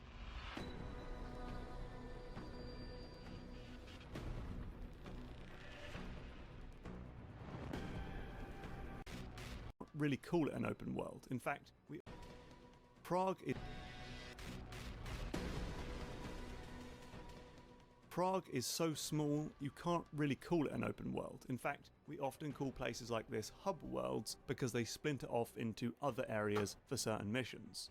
But calling it a city would be stretching it too. This 2029 version of the Czech capital has just 4 train stations, a few hundred buildings, and a couple districts. You can run from left to right in a few minutes and from top to bottom in, well, it depends on your platform and if you've got an SSD hard drive. Still not clear to me whether there's like missions in it may be the case that there are like missions in this game that are not part of that world, and if that's the case, I would tend to agree more with you that it's not really an open world game. It's more of just like a game with a really big hub world where you can do some.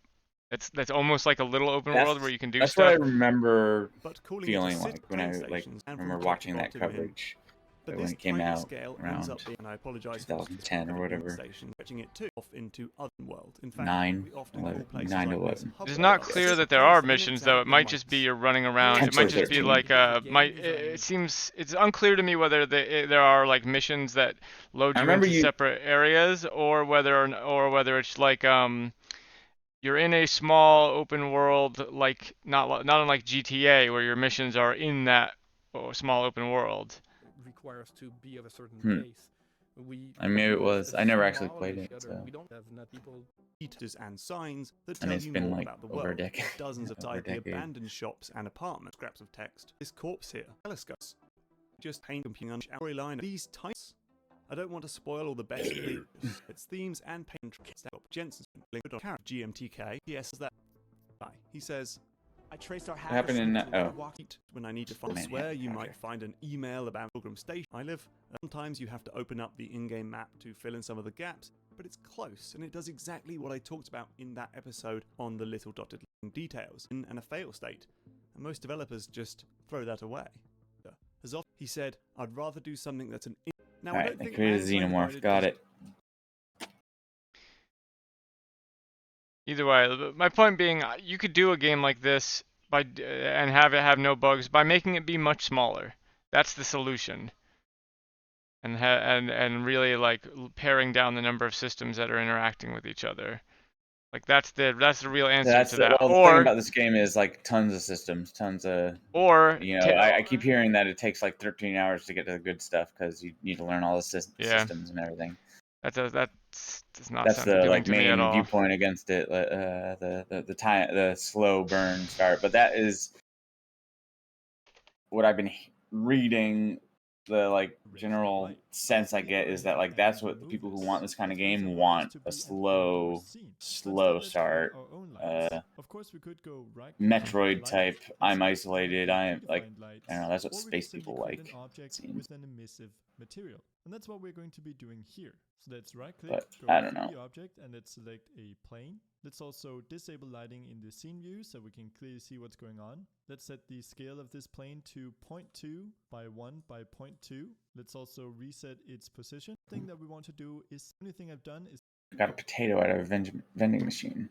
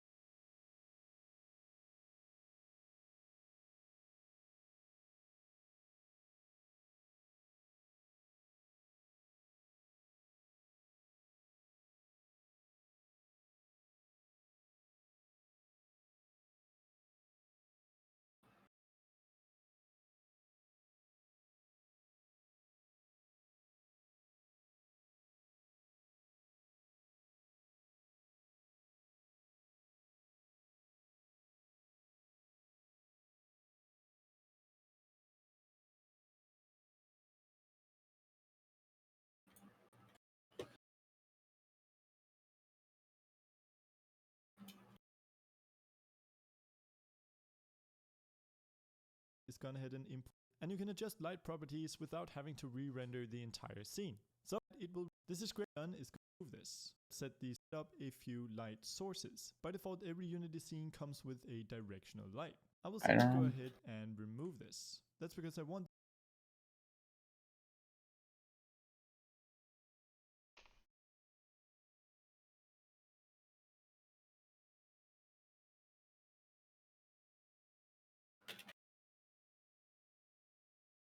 this to be an indoor scene. So instead, let's create our own lights. Of course, we could go right click, light, and select one of the predefined lights, or we could simply create an object with an emissive material. And that's what we're going to be doing here. So let's right click, go 3D object, and let's select a plane. Let's also disable lighting in the scene view so we can clearly see what's going on.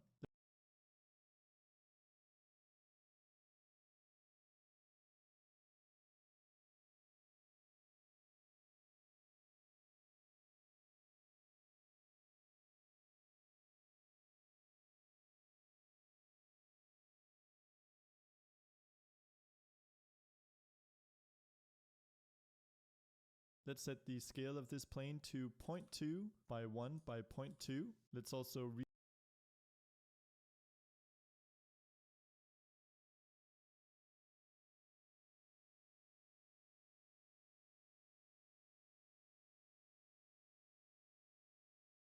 reset its position. Let's rotate it by -90 on the Z here. So now it's pointing out from the left wall. I'm going to hold down Control in order to snap this plane. Let's snap it into the wall. Let's move it down to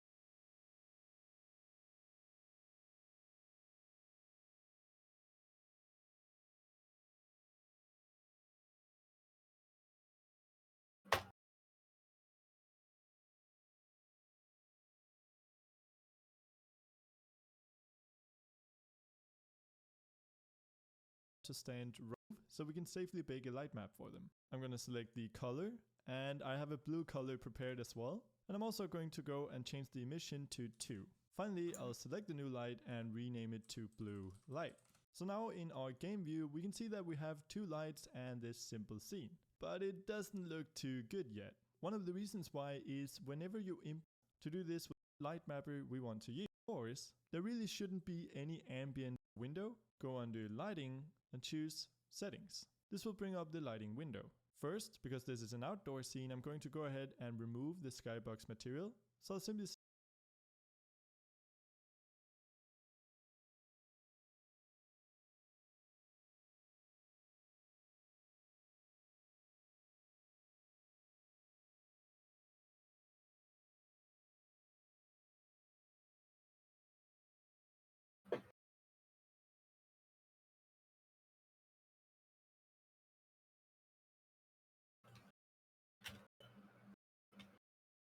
set this because they do lighting and choose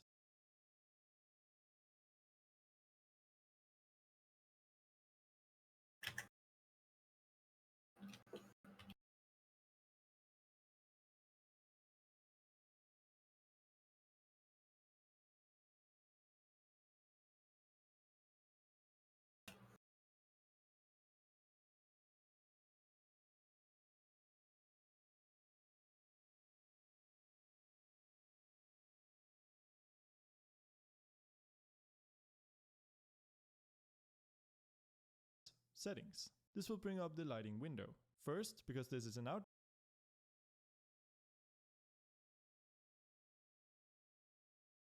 scene, I'm going to go ahead and remove the skybox material.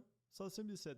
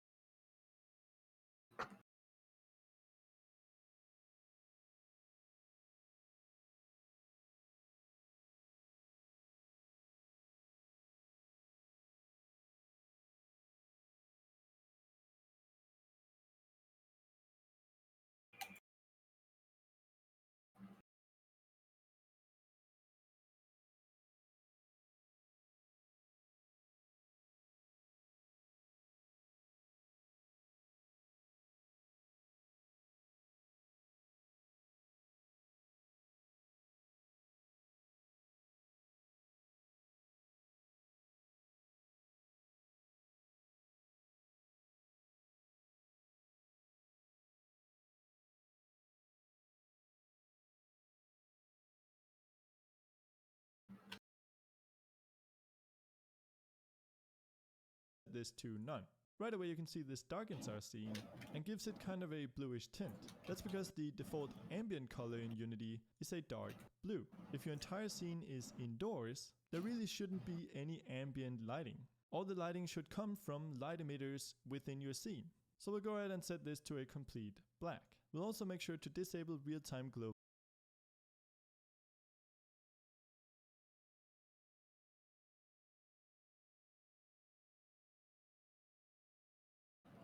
illumination, because again we want to own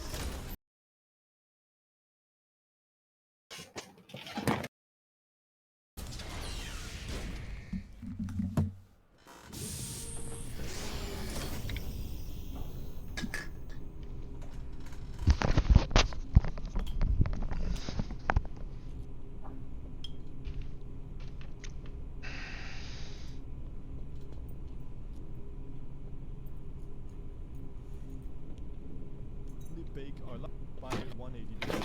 Finally, I'm going to duplicate the orange light material. I'm going to rename it to... So right now our plane has a default material applied.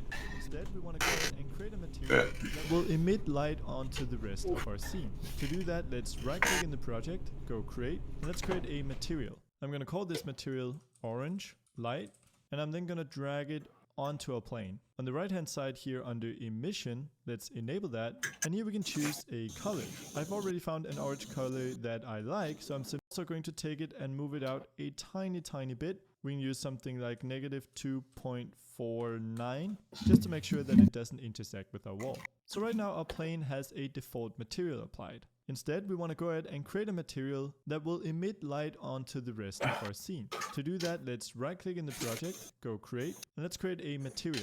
I'm going to call this material orange light, and I'm then going to drag it onto a plane. On the right hand side here under emission, let's enable that, and here we can choose a color. I've already found an orange color that I like, so I'm simply going to paste. Here we can onto a plane. On the right hand side here under emission, let's enable that, and here we can choose a color. I've already found an orange color that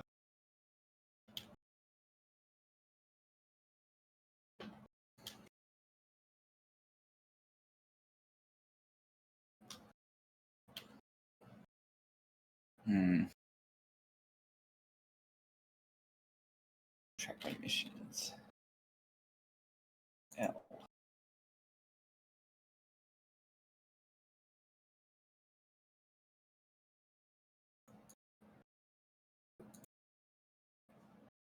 No. I am done here then. Alright.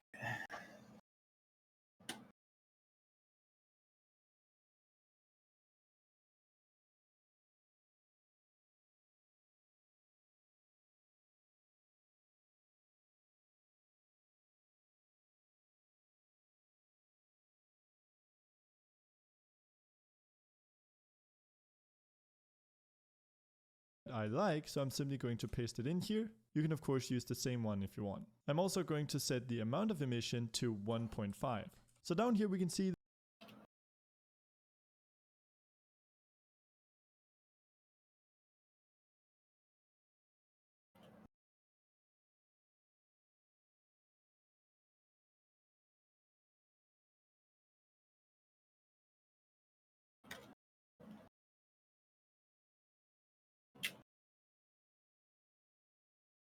Ah.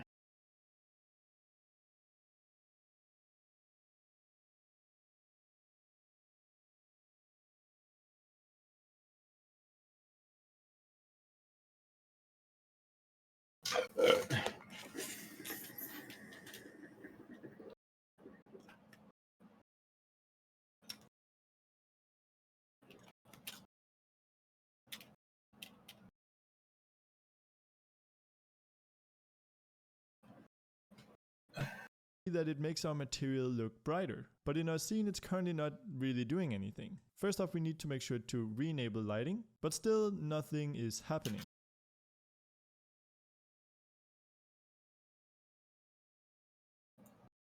I don't like this The reason robot why is following me. that objects Don't with want him. emission won't actually emit light too in corporate. real time. Now in order for this Kill to him. show, we have to bake Kill a everyone. light map. And to do this, we Name's have to let Vasco. Unity know that our light, as well as the rest of the objects in our scene, are all static. In other words, our objects aren't going to move, so we can safely bake a light map for them. To do that, It's let's like my select our dog, plane, hold basically. down Shift and select the room and monkey as well. Let's go to the top right It's like here a Boston and select Dynamics static. fucking And now you can see scary here in the bottom guy. right corner that Unity starts baking a light map. And right away we can see the Looks result. like a cop, Actually emit basically. light in That's what real I'm time. saying. Now in order for this to show, we have to bake a light map. And to do this, we have to let Unity know that our light, as well as the rest of the objects in our scene, are all static. In other words, our objects aren't going to move, so we can safely bake a light map for them. To do that, let's select our plane, hold down Shift and select the room and monkey as well.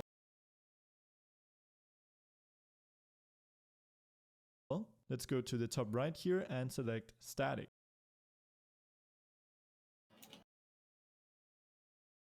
And now you can see here in the bottom right corner that Unity starts baking a light map. And right away we can see the result. Is there an alien creature? What? There doesn't seem to be a good way, or really any way, to like quick swap your weapons. I'd like fully go into my inventory and swap them.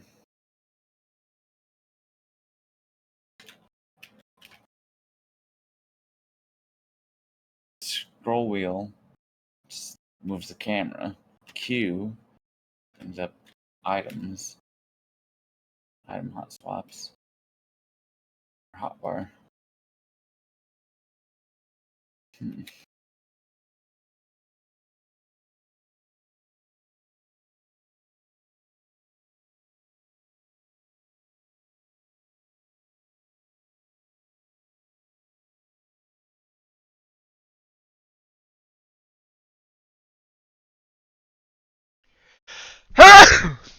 Oh, Jesus.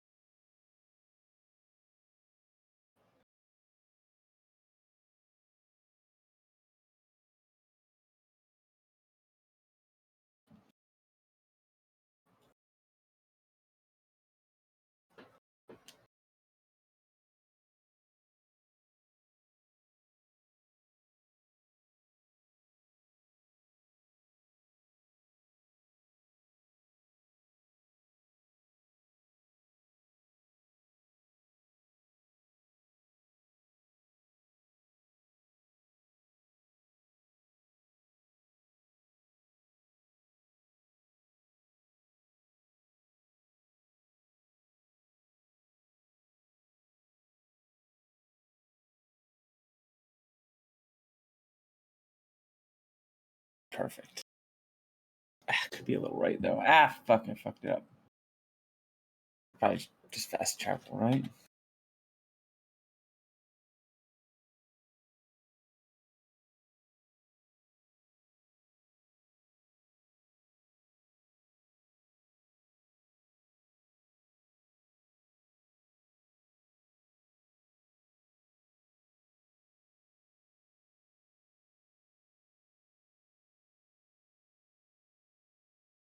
This is time are all static. In other words, our objects aren't going to move, so we can safely bake a light map for them. To do that, let's select our Grab plane, jump to hold down Jemison. Shift and select the room and monkey as well. Let's go to the top right here and select static. And now you can see here in the bottom right corner that Unity starts baking a light map. And right away we can see the result. This is by no means pretty yet, I but want to we find definitely Earth. have I lighting said Earth, in the Earth scene. existed. I'm going and to Soul rename is the right plane here. here to orange light. I'm going to duplicate it. Wait. I'm then going to go to the X position here That and must be remove. another system. Not in the right system. Alright, let's find Earth. Go to Bernard Star first. Can't go straight to Earth because I've never been there. No, wait. I'm in Office Centauri. Wait, what? Oh, that's right. They want me to go. So confusing. Alright,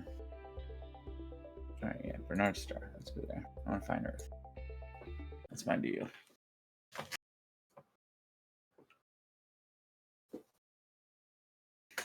They also said some people didn't believe Earth existed, so enticing.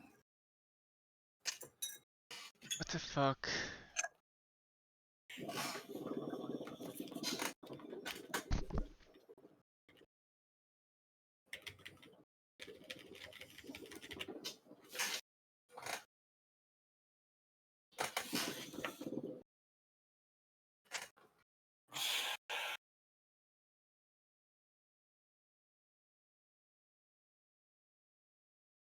The ultimate Star Trek game. As I understand Star Trek, which is not well.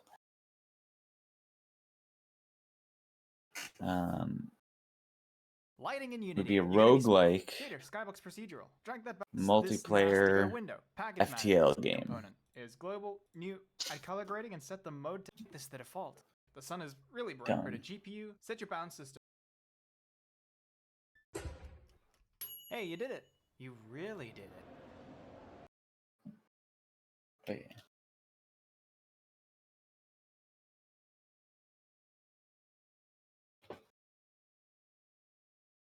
Let's add a box volume and place it in the center because many engineers use it to test GI system Unity. The sun. Of course, I can also adjust the rotation. Now let's have a look at the sun shadows. Let's talk about the sun and the artificial lighting. As I move the sun around, you can see that there is no bounce lighting yet. HDRP is physically based, so we control the color temperature of the light using the Kelvin scale. Override. I will show you the whole process to generate the GI, and I will cover 4 main techniques. The first technique will be baked light maps and reflection probes. These are typically found in games or low-end devices.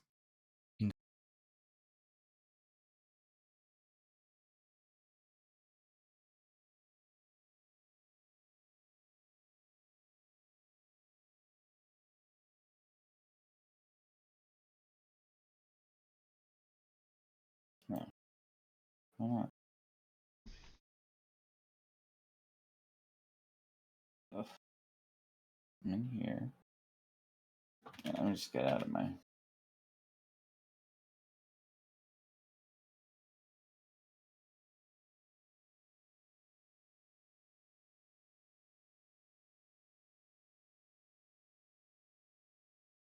Ugh. I don't understand.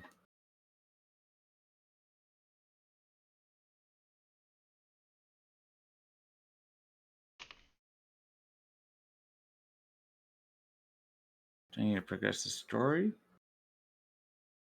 Go there? Maybe it's the story thing. Maybe I need to do the 14 or 13 hours or whatever of tutorial before I can, you know, do whatever the fuck I want.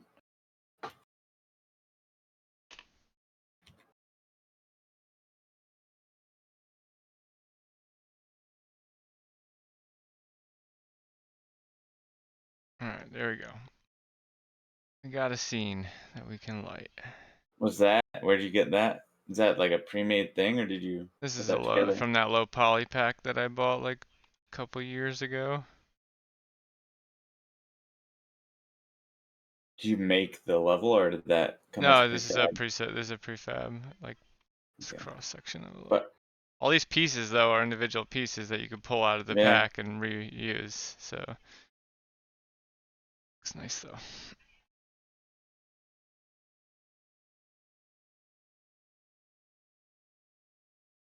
All right, there's a scene. yeah, all this is very doable. I feel like I was at a point where I could recreate everything. I made exactly almost that spider web. I don't know if you ever saw one of the spider webs I was putting into things, but I might have your stuff in here.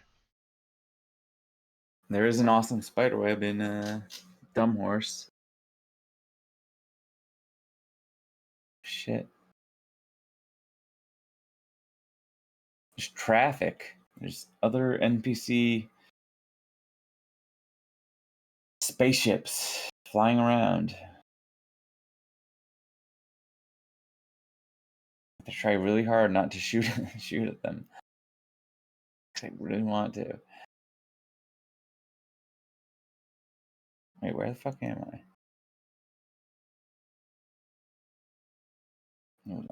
Let's land. Sure. Progress the story.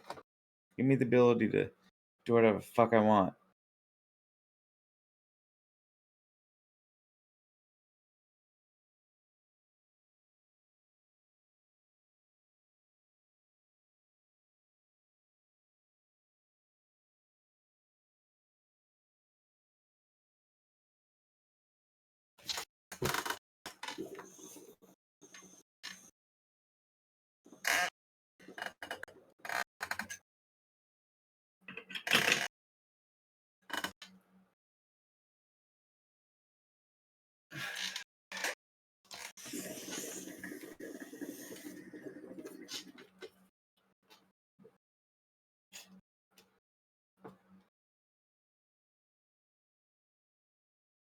Shadows always have this issue of do you see this statue and its shadow?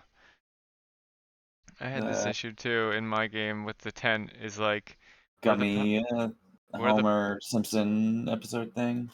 like where the Oh, yeah, I where the see that shit polygons all the come time. That together. happens in Dumb Horse. Yeah, I noticed it in Dumb Horse.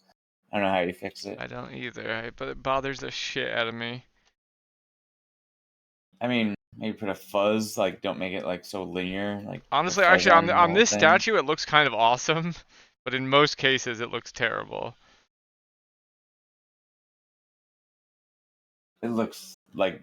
I mean, it is a literal seam. Like games where you see the seams. Yes, yeah. Is a literal seam. In the second step, I will introduce our new adaptive probe volume system, which is an automatic grid of probes that capture the irradiance. In the I third like it. part, I will cover the ray tracing pipeline and talk about Right. real-time ray trace reflections and GI. Finally, we will look into path tracing, which is the holy grail when it comes to lighting quality and ease of use. My name is Pierre-Yves Donzala. I'm a senior technical art manager at Unity. I lead a team specializing in all aspects of graphics. I worked on several Random high-end titles during my NPC HDR. character has I will vitiligo or whatever you call it. show you how to. First, I will And cover I the feel like I see basics that of more and HDR. more as I will time show goes you on. how to tune the sky, the sun, and system. Let the bounds of the volume with the dedicated handles. All the volume properties will be stored inside a profile asset on disk, which means cover the volume presentation for short. I will introduce our core aspect of graphics and a saturation override. As the camera enters the volume, these settings are applied to the frame.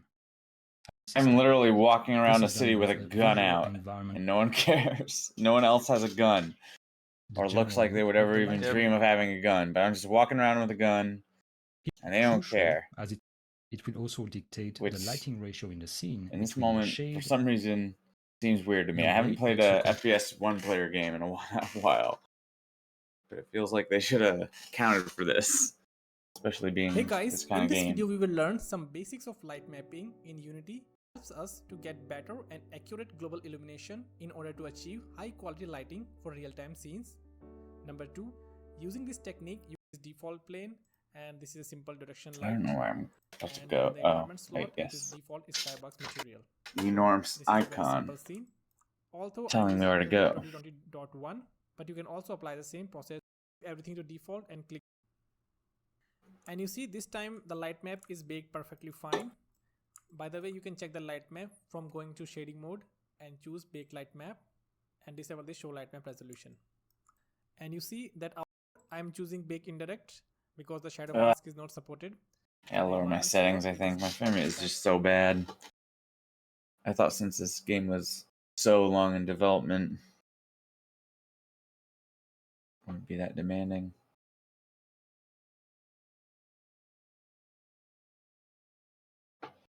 Not ultra high. Ugh, what pleb I am now.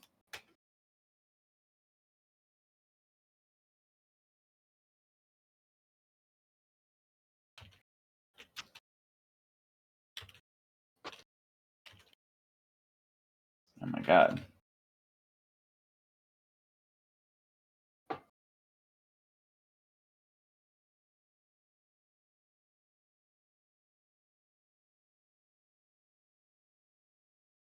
Medium. God, I only bought this card a year ago. I was upgraded at the literal worst times, though. I think like peak worst time to upgrade is when I buy a new computer.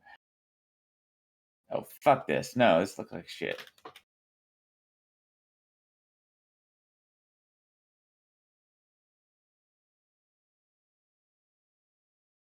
Ugh. Having a dilemma.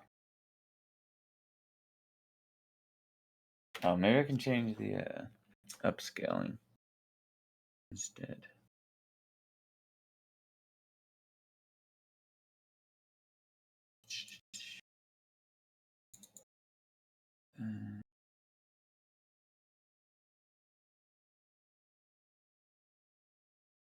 Where's the upscaling? Not in here.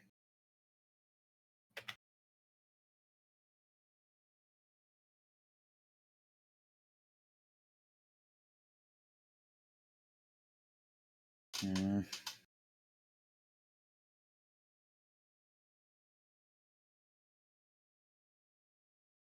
Skybox material.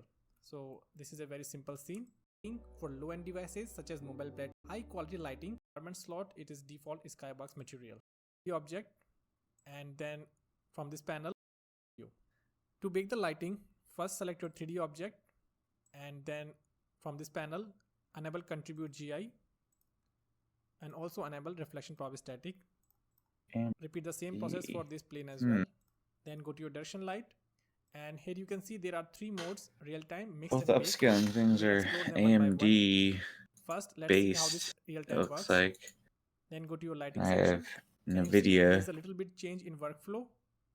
In order to access these parameters, you need to create a new light setting. So I click on this Fuck with new light it. setting. Okay, If I so turn now it I can off. access these parameters. And by the way, you can access this lighting Straight panel, off. contribute GI. And you see it only took 6 seconds to bake the lighting, but it is Not not as looking good good at at all. all. Way worse actually. So why it's not looking good? So let's fix the problem. So the reason why this object is not looking good, because this object doesn't have a separate light map UV channel. Trial baking the lighting one. We are getting nice contact shadows and also getting some bounce light from sky. Even though there are some problems, but bounce light from this surface. Definitely see that we are getting some bounce light which is coming from our direction light. In this mode, you can still move your direction light, This is probably but if you move the direction light too much, like that, you see actually here no, we it's now good. getting some It's weird worst global case illumination, scenario. because City. now this direction light Lots is of also contributing shit. light information in the shadows. Are you at least want to have some of are completely dynamic, because this area solution. Here you 512, we bake the ambient occlusion in your material with normal map on it, and just normal map. You can see now we have only one direction light map, and the details on the shadow areas are gone. So in exterior situation panel, and if you are looking for you to use low or medium parameter, and for the final bake, you can texture maps and provide more bounce light from your diffuse maps. This indirect intensity option is a multiplier of your bounce light. For example, if I set the intensity to 5 and generate lighting, you can see now we are getting more bounce light in our scene. So in exterior situation, this scene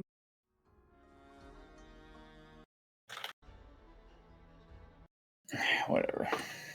I don't understand computers enough.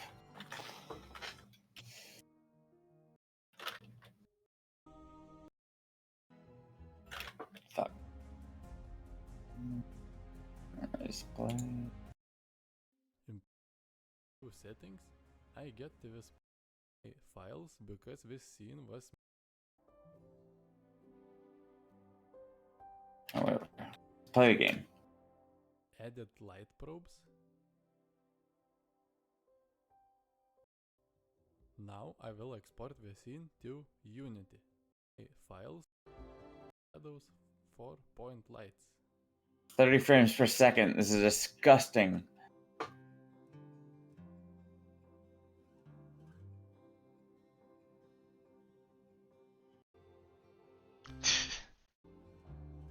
Scene so that I can bake I hate it.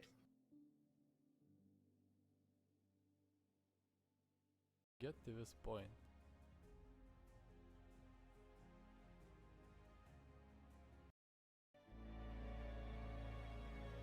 Four. I made this.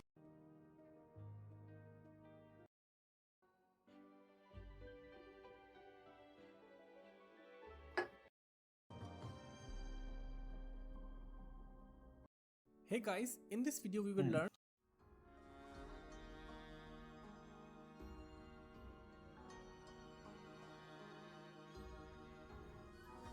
This video is sponsored by wingfox.com. We offer a big range of CG design courses.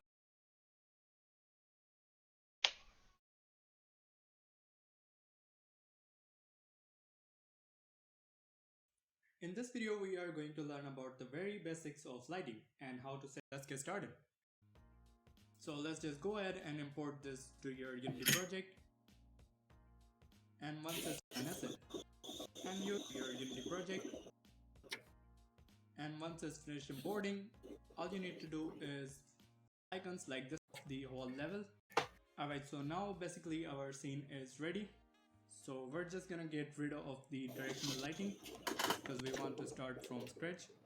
Alright, but lighting. So let's just go complete dark.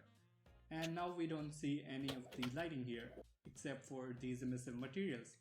And we can also get rid of them for now, so we can start from scratch. And now we are ready to add the lightings to our environment. But before we actually do that, let's open up the project settings. And here we need to find the player settings. Go to other settings and change the color space from gamma to linear. So make sure you set it to linear as the environment appears more natural than the gamma lighting. And now we are finally ready to add. You can see I have a bunch of spotlights in our scene now. Well, technically these are point lights. As you can see, these are actually point lights with pretty much of the light settings. The post-processing is enabled, and as soon as you do this, we can see the post-processing effect, right? So in order to counteract this, we are going to add another. And now we are ready to use the backlighting to make our scene look even more better. But this video has grown out to be true, it's just so I'm just gonna divide puckering this my into butt. 2 parts. So in the second part, we will handle all. Hey guys, in this video we will learn how to render an interior. Alright, this is how the scene looks like with Unity's built-in render pipeline. Get project materials to universal, and obviously this will convert everything to 0, 0 and 90 and delete them because I want to set. We again need to bake our lighting.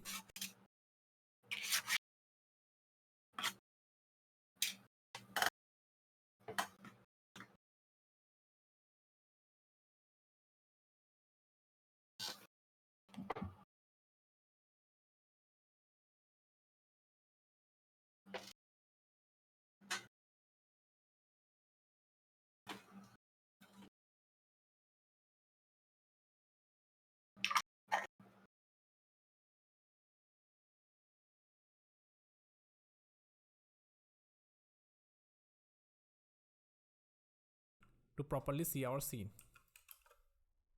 Before doing any kind of lighting, I again go to edit, project setting, and in the player section, change the color space from gamma, set up everything from 0 and 90. Next, let's add a direction light to the scene to adjust your camera and also enable. In this video, we are going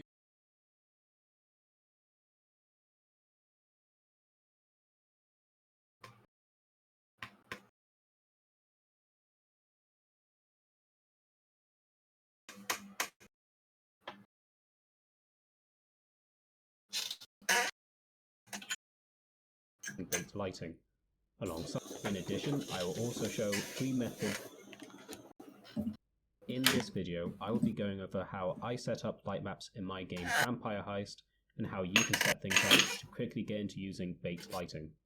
In addition, I will also show 3 methods you can use to emulate turning lights on and off in areas using baked lighting, which is one of the only major difficulties I found when going from real-time to baked lights that I have yet to see being covered elsewhere.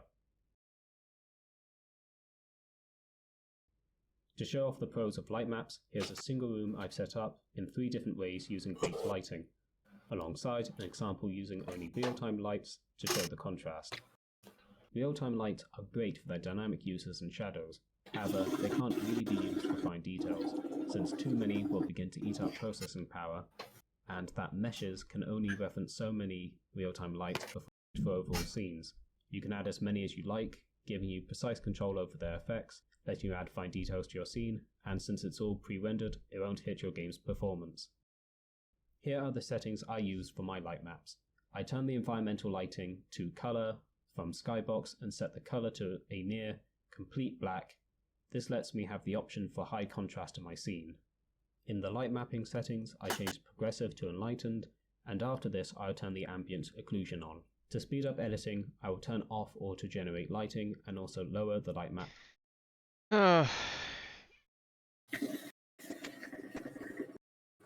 Part of me's like, I should just fucking learn Unreal 5.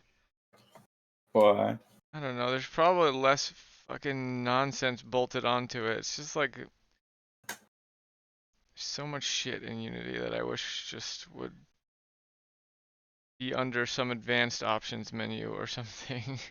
Or at least just I don't know. It's hard to look up some shit because, you know, the same thing with Blender, like shit changes and then buttons just aren't there and it's like, Resolution to 5 or even 2, which I will then later turn back up again once I'm done editing the lighting in the scene. Using these settings, I can quickly edit the baked lights, manually generate the lighting, check the overall intensities, colors, and positions are fine, and then up the resolution to generate the final bake. When using light maps, don't forget to set the objects to be affected to static, and on their model import settings, check yes to generate light map UVs. To check what the light map texture. alright, maybe that was what I was saying. Does this have that?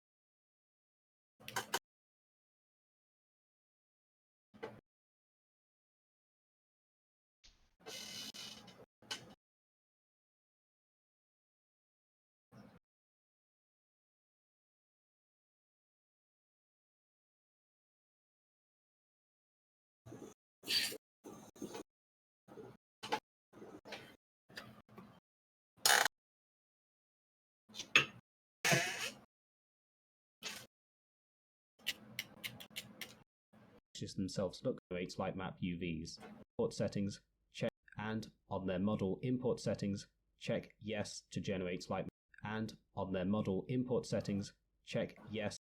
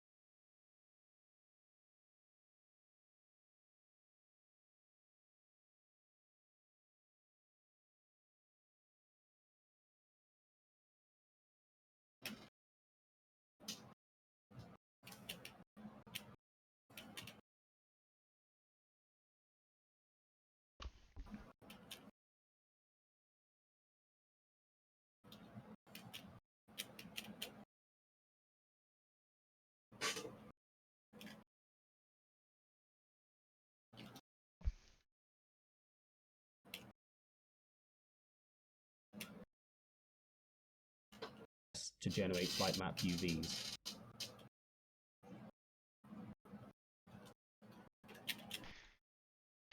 Unity. Model import settings.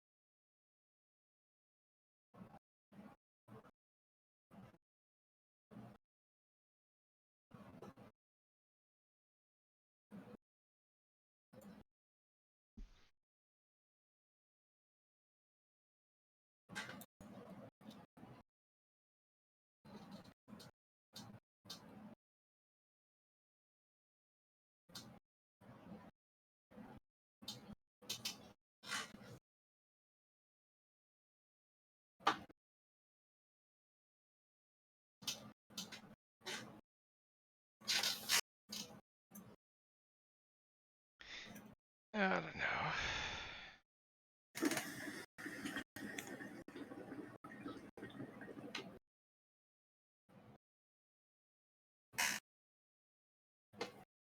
No. They're looking for places to settle. Resource twigs. An odd-looking rock or a single strange hunk of metal wouldn't mean much to them.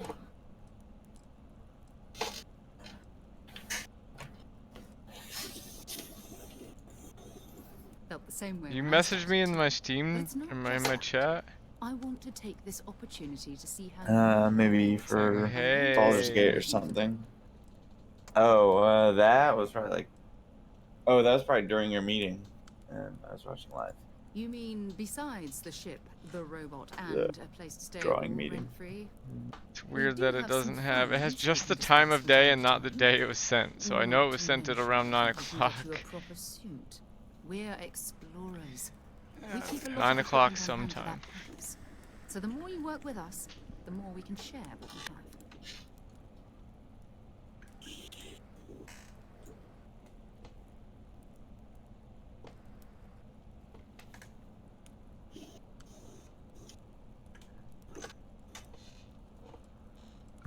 We'll need to head to Mast.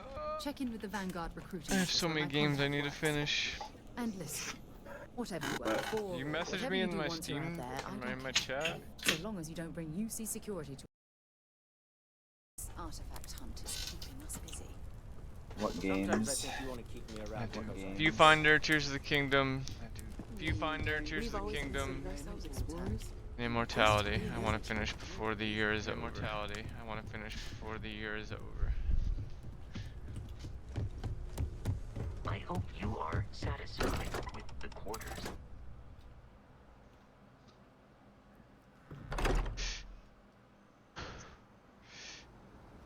Pretty sure Baldur's Gate's gonna be my game of the year, though. Pretty sure Baldur's Gate's gonna be my game of the year, though.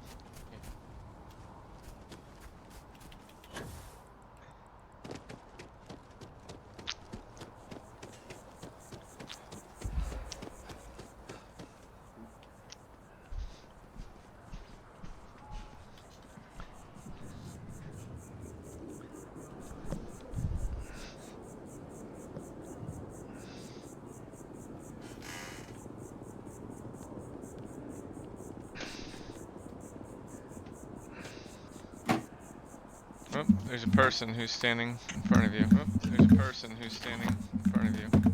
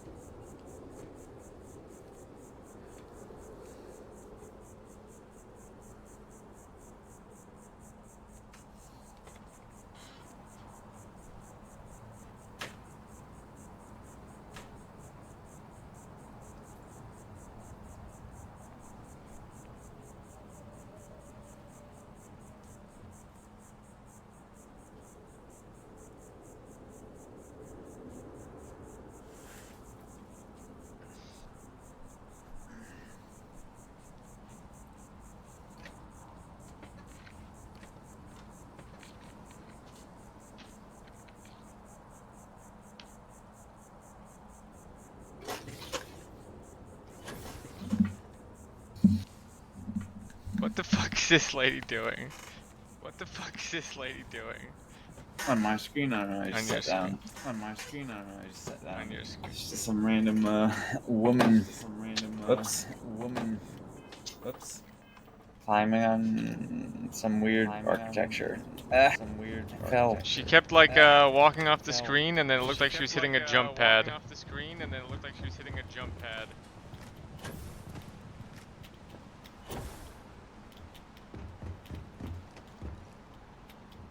Stuck. Can't jump. Stuck. Can't jump.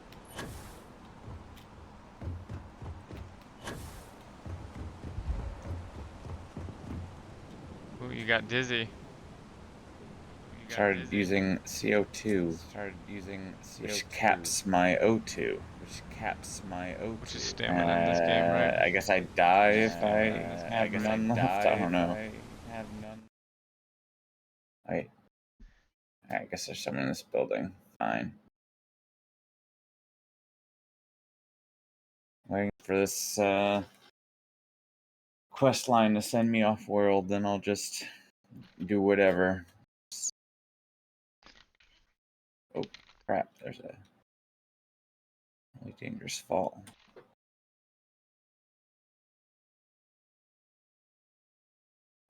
Yeah, if this just had like different kinds of lasers and had a ballistics model like Hunt, I would probably play it. It's just that I hate automatic weapons so much. They're so boring.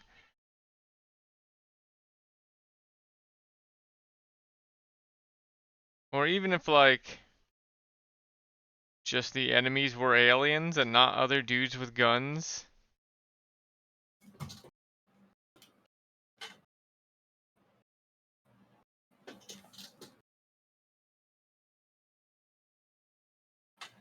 Can you just kill random Is this the type of game where you can kill anybody? I guess so. They'd probably get mad at me, but I don't really know.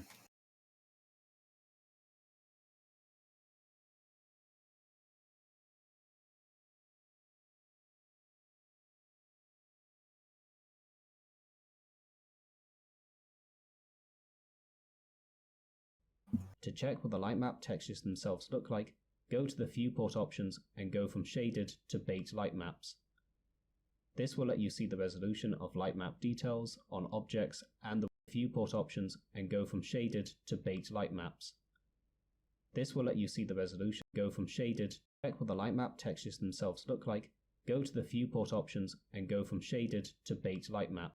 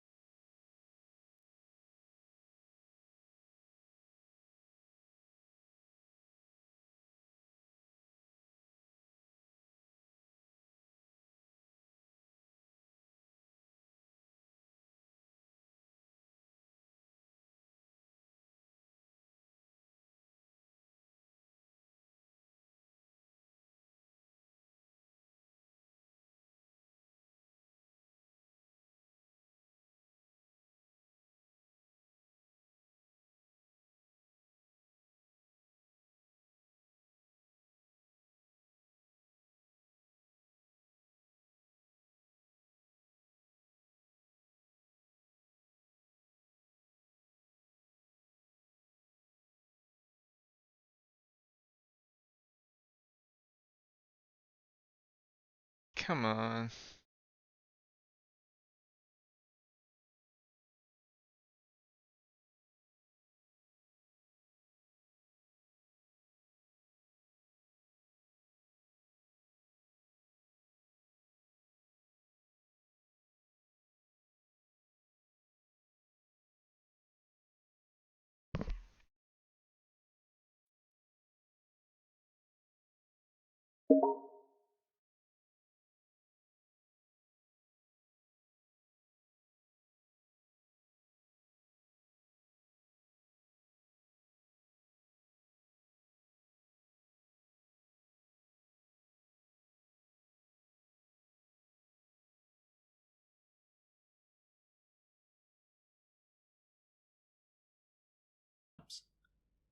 This will let you see the resolution of light map details on objects and the raw lighting. And on their model import settings, check Yes to generate light map UVs. To check to color from Skybox and set the color to power, and that meshes can only reference so many real-time lights before the light rendering begins to break down and lose detail. Baked lights, however, are perfect for overall scenes.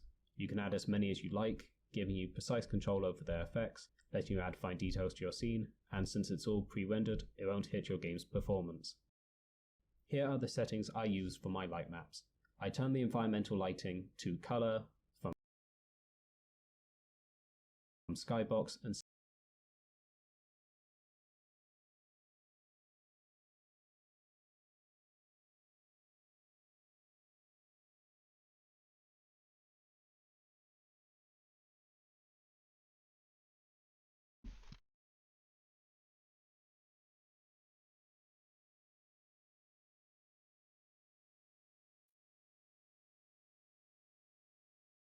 set the color to a near, and the environmental lightings to color from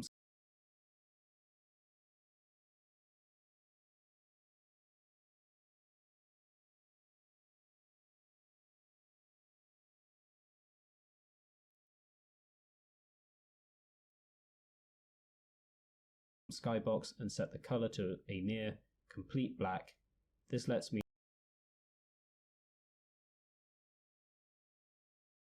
have the option for high contrast in my scene. In the light mapping settings, I change progressive to enlightened, and after this I'll turn the ambient occlusion on.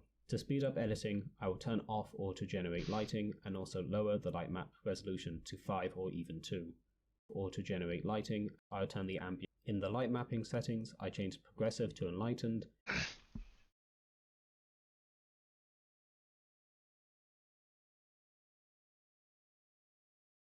And after this, I'll turn the ambient occlusion on.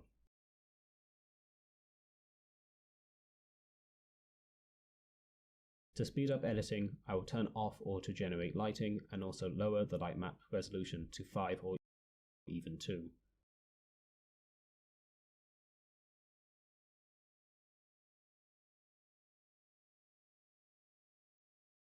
Which I will then later turn back up again once I'm done editing the lighting in the scene.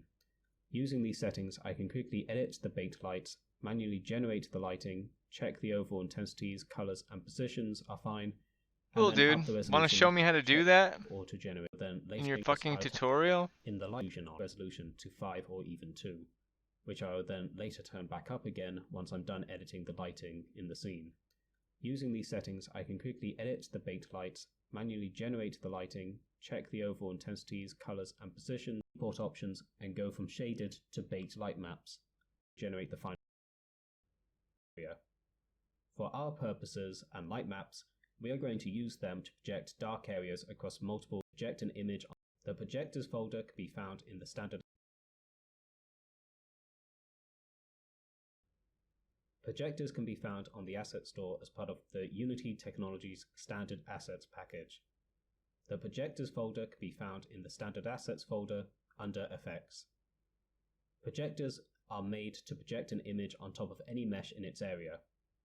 For our purposes and light maps, we are going to use them to project dark areas across multiple separate rooms, giving the effect of these well-lit rooms having their light being turned off and on. To achieve this, you simply need to set the... Oh my god. How is there not a fucking better tutorial for this?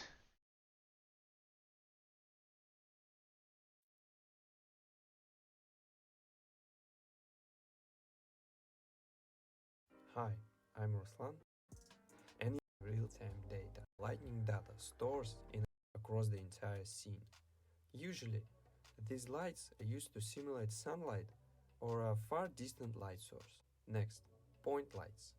They are location specific and emit light in all directions from the center equally. Frequently used for simulating flashes, mode allows you to specify light mode. Intensity is the value that's set by its shape. Similar is already calculated and doesn't have to be computed during runtime. So color adjusts the color our lights appears as well as the color of ambient light being cast into our scene. Shadows. Direct multiplier.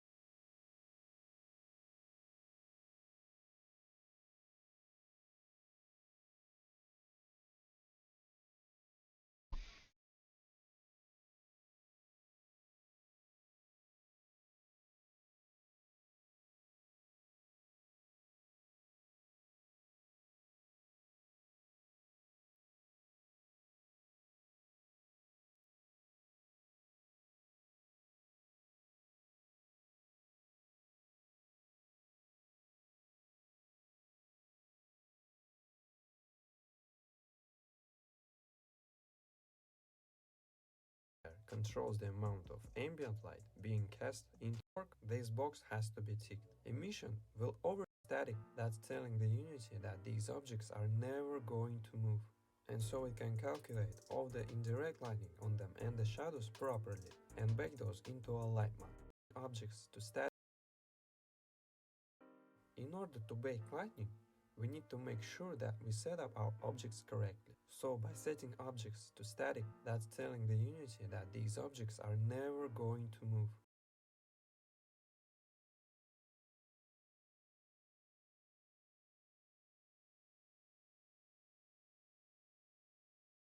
And so it can calculate all the indirect lighting on them and the shadows properly and bake those into a light map. Sometimes the reason why objects may not looking good after light baking is because it needs to tick Generate Light Map UV option located in the model import settings. The lightning panel can be found by going under Window. What up, Ben, the developer? In order to access this Ben, the developer, do you know a good tutorial for learning how to do baked light mapping in Unity? I can access these parameters. Ben, the developer. Mode. Live up to your fucking name. Mixed lights behave like real-time lights, with the additional benefit of baking indirect lighting into light maps. Game objects lit by mixed lights cast real-time shadows. Similar to baked indirect, Shadow Mask's lightning mode allows Unity to combine baked and real-time.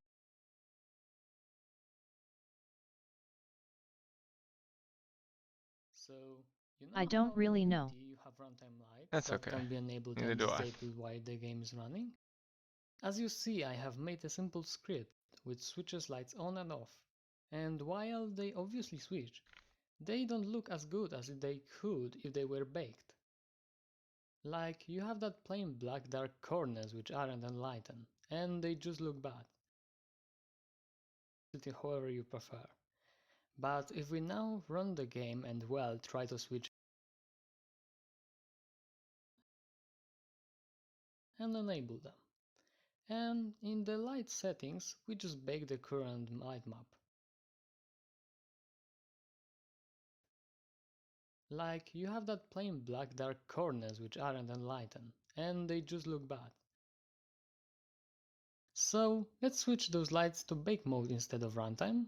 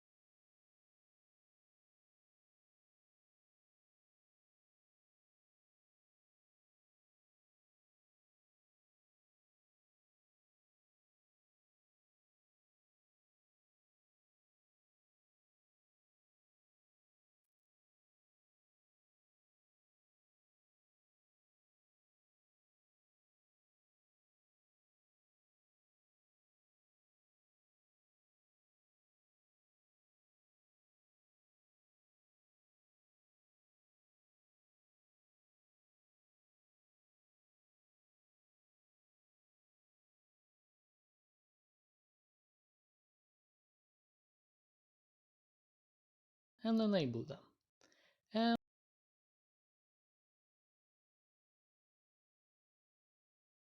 And in the light settings, we just bake the current light map.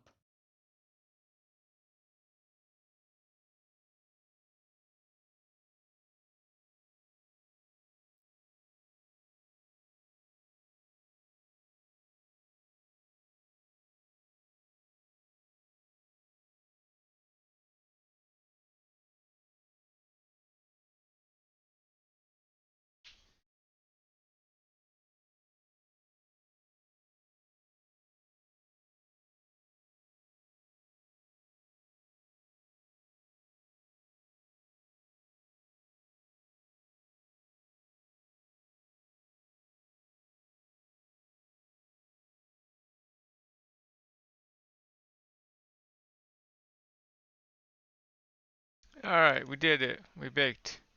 Looks awful, but we did bake the lighting.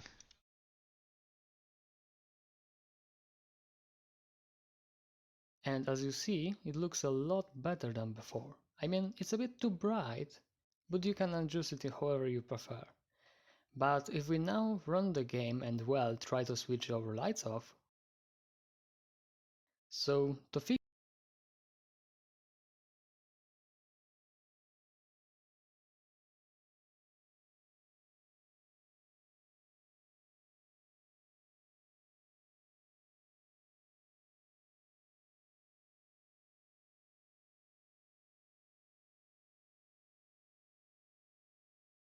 The resolution's not high enough.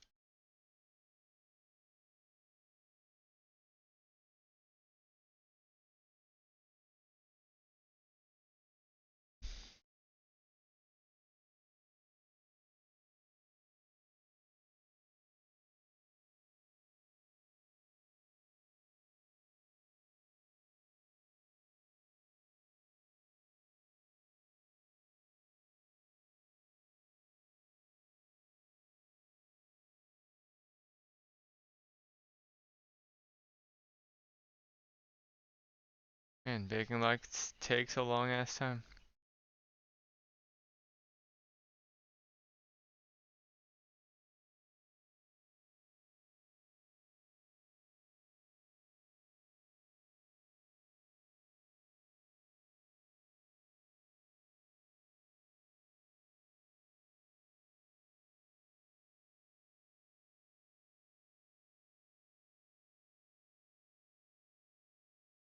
Hey guys, in this video we will learn some basics of light mapping technique you can get better.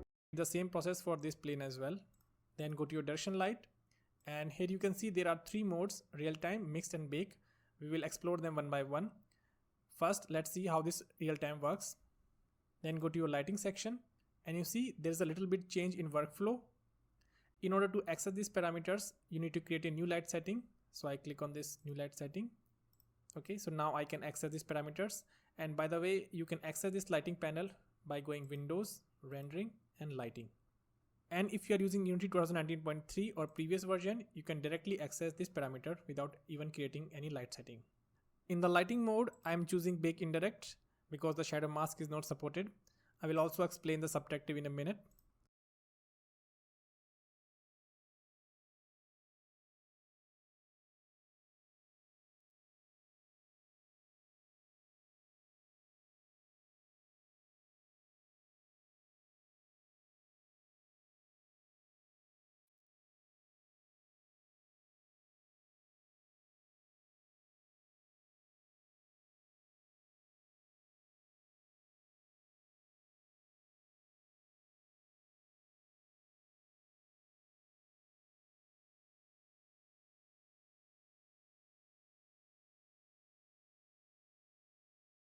So I choose the bake indirect. In the light mapper, I'm choosing progressive GPU because this is faster than CPU.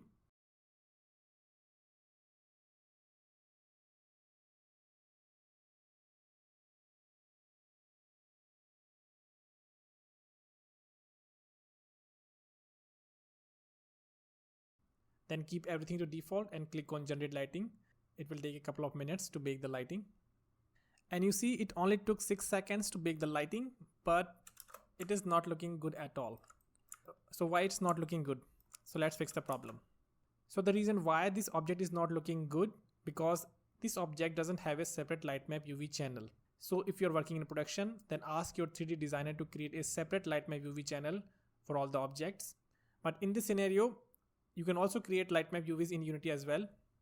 To do that, select your 3D object, go to inspector panel, and in the import setting, enable this generate light map UVs and hit apply. And now Unity will automatically generate a separate light map UV channel for this object. Try baking the lighting one more time. And you see this time the light map is baked perfectly fine. Okay, why is it not looking on mine?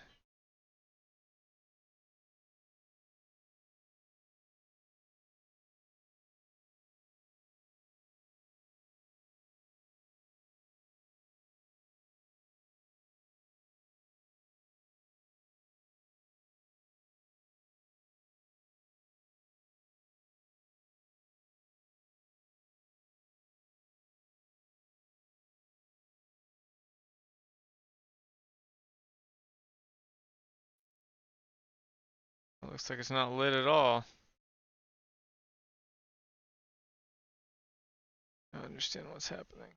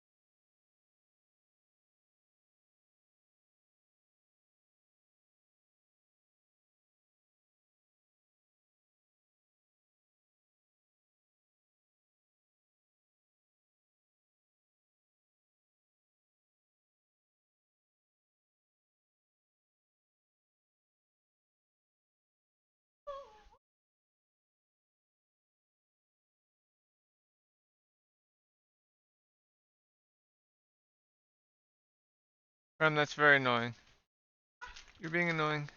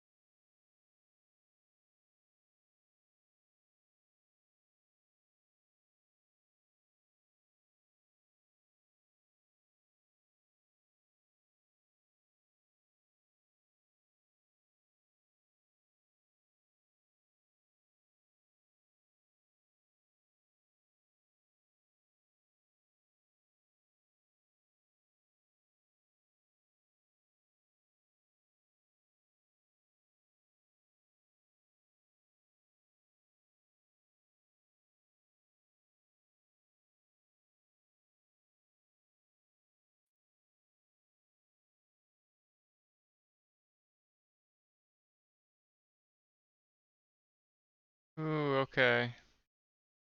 Here we go. Alright. It's gonna look good now.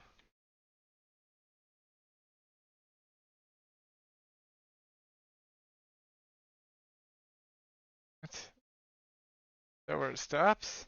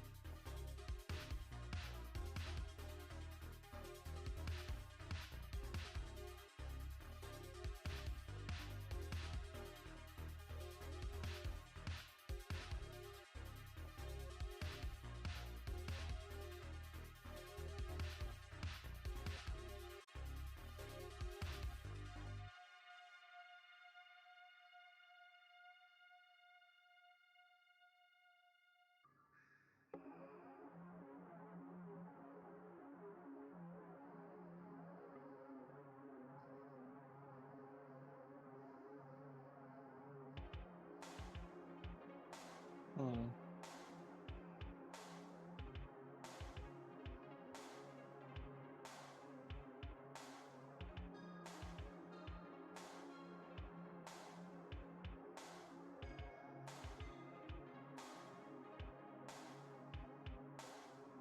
Yeah, I'm set for the first scene. I'm trying to find a good selection of Chrono Trigger music I can on YouTube that I can just bounce back and forth to. I've been in the mood for Chrono Trigger.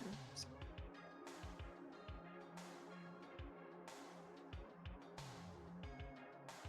Don't you have to agree to it? Yeah. Because otherwise, I don't think the MP3 player can like do it unless I physically or actually pull the music and.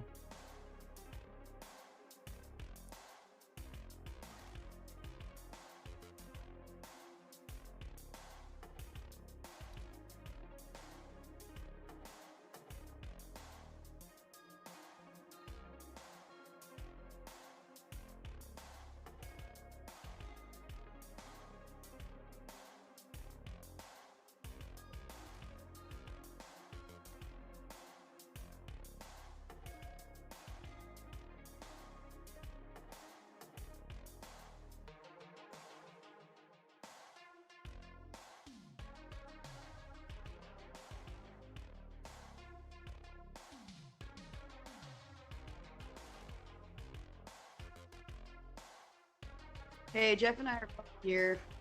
Hey, are you guys sharing a thing for now? We're on my tablet for now because Fiona's finishing dinner. She's eating a whole rice cake. Like, it's crazy. I was stressed. So we actually don't have a computer in front of us right now. Do you think we're gonna need one? Like, right No, away? I planned the first half so that the first like hour or so, anticipating that you guys would be sharing a laptop, so I made it so that you guys could do it without having to really be right at the computer. That's very kind of you. Thank you. Yeah, no problem. All right, so yeah, we're here. I'm just gonna mute myself because you'll probably hear squealing soon.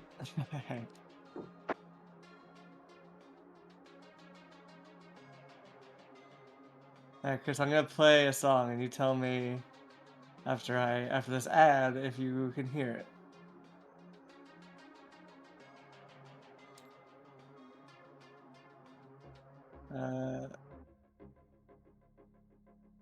Yeah. Oh, weird. You opened the old one. Alright, so maybe you're synced now. So let me go, because this is when I was searching it first. So now when I search here, are you seeing?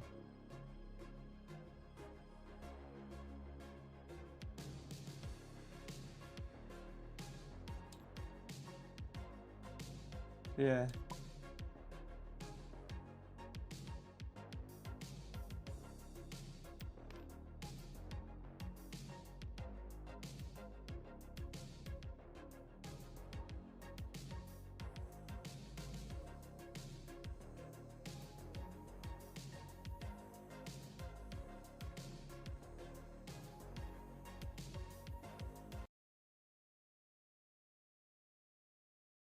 I'm not currently. So it is on. Like I'm seeing you scroll through the website. Is something playing?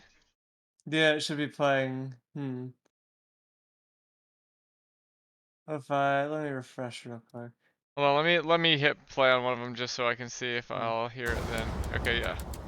It's playing on mine. Is it playing? Okay, but you're not in the same place that I was, because it just sent me to so it seems anytime you navigate to a new site, it asks you again. Like, yeah, so when I go to YouTube here, you're probably getting new things. Are you getting a new like? Yeah, hey, yeah. so try just hitting "Don't ask again." Oh yeah, I was just gonna say click on something new. All right, so now I'll click on. I'm just gonna go home real quick. Now I'm gonna go to here, YouTube.com. Here, don't press anything.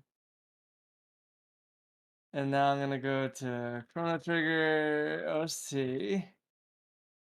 And hopefully you're following along with it. Yeah, Hopefully yeah. I it's mean, I actually was always okay. following along visually. Yeah. Alright, and now I'm gonna play this song. Do you hear that? No, I don't. What happens if If I turn it Oh up. wait. See, on mine, it's the player's up, but I still have to hit play on it. If you could That's pull up weird. a site where that automatically played it from the site rather than through the player, I bet that would work. If you could find a site with all the Chrono Trigger music on it, that would just like, let's see, Chrono Trigger. It is weird. It says like on this thing that's supposed. They must have changed the way it worked. Well, I wonder if maybe I'll just look it up while we're waiting for Dave. Table top simulator.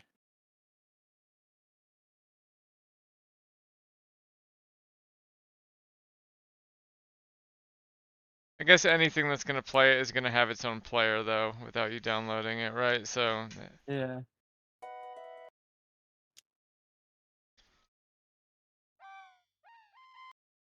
So you're not hearing the music change right now on yours?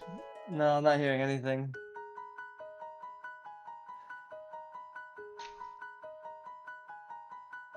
Let's see.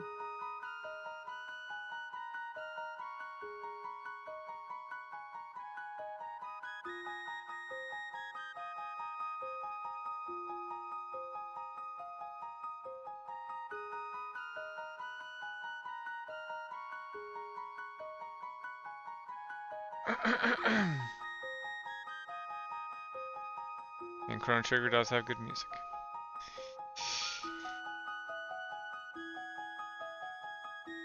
Yeah, it does.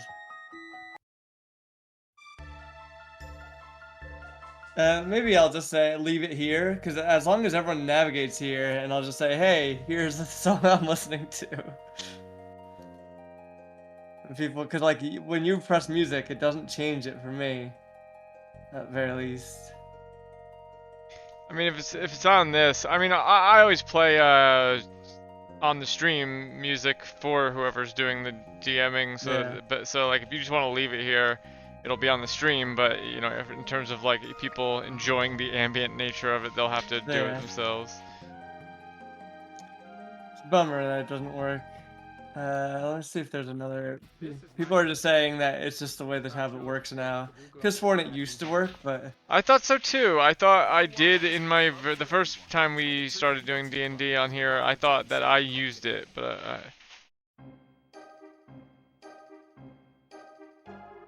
oh man, the trial would have been a good music for on the airship.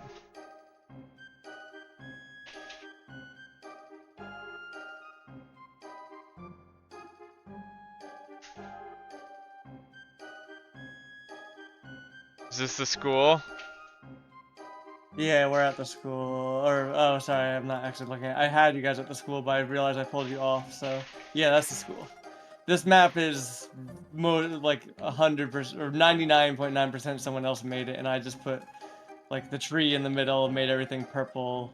You know, gave it the purple hues and shit. But like, this would have taken forever. I tried to do something like this, and it took like 3-4 hours, and it was not as good as this. I was like, you know what, fuck it, I'm just gonna use this. Yeah. This must have taken forever for someone to do.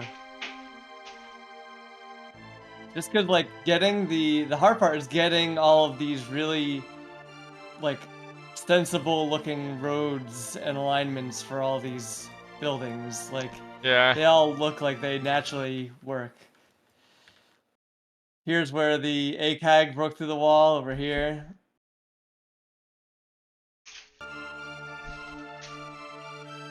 Hold on. I'm trying to mix this music so it's a good volume for when we start.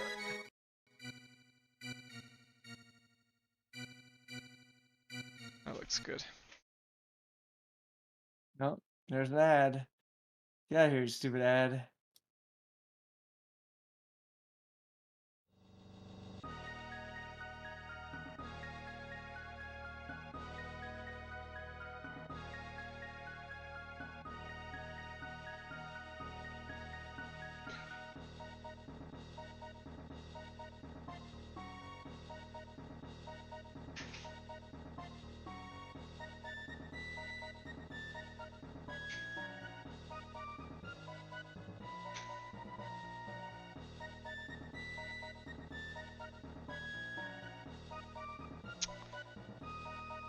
Do you have our dudes ready, or should I pull Yeah, them out? they should already be out here. Here, let me They're right here. They're just tiny. I'll put them on the school. let me text those other chumps and see. What did Chelsea say? They're putting Fiona down quick, or feeding her or something? They're feeding her, and they're on a tab. They're here. We're just waiting for Dave right now. Yeah, we're here. Dave says he's coming.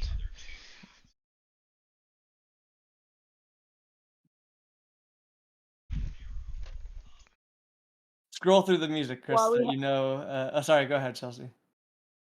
I looked to see how much the silk should be worth, and I'm gonna say that a full spool is worth 5,000 gold. And if you have a half of a spool, which would be Chris and Jeff, you're worth 2,500.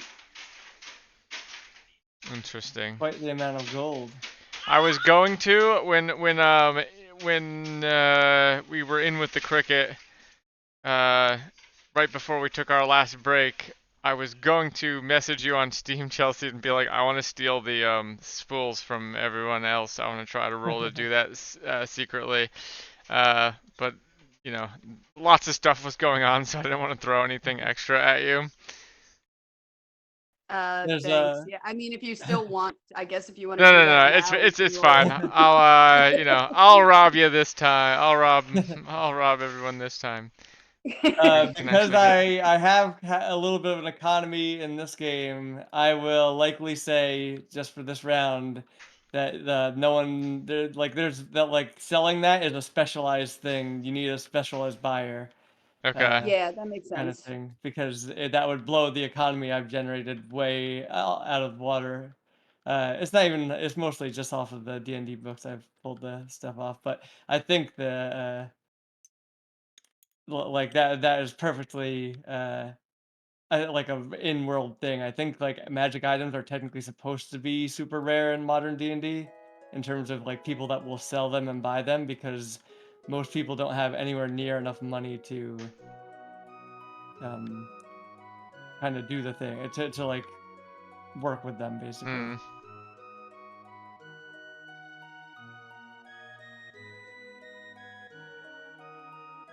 Playing the song "Peaceful Days" now. It's peaceful. We haven't. Yeah, go through the songs so that you know what background music to play for the circus. Well, the best thing about any RPG OST is just like you can kind of tell what the vibe is gonna be just from the name of the song, yeah. which is not the case on that MP3 player in the game where it's like some of them it is, some of them is called like "The World is Crumbling" or something like that, but most of them are just called like Portland. It's like, okay, I have no idea what this is gonna sound like. Look who it is. I should probably get my notes up, huh? I've just been flying around this table. Ugh.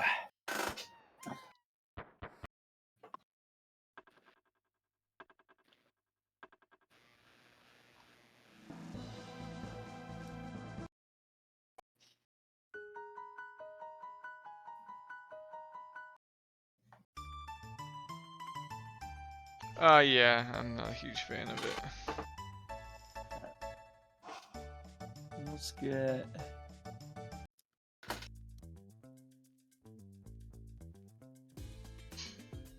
Also, I wish you could log into your own YouTube or your own Google or something, so that if you have ad blocker, the ad blocker would actually be on the tablet.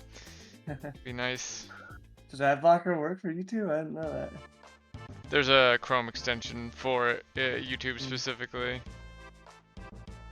It'll play, but it'll just cut off like immediately, basically. Might make you watch the ones where there's no skip button. I can't remember. Don't know, because usually I watch YouTube on my TV, so.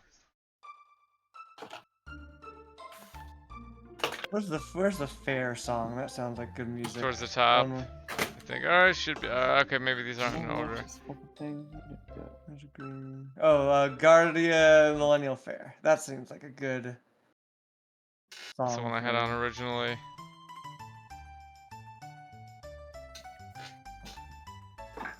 Trial is a Ah, great yeah. one for mystery, for intrigue.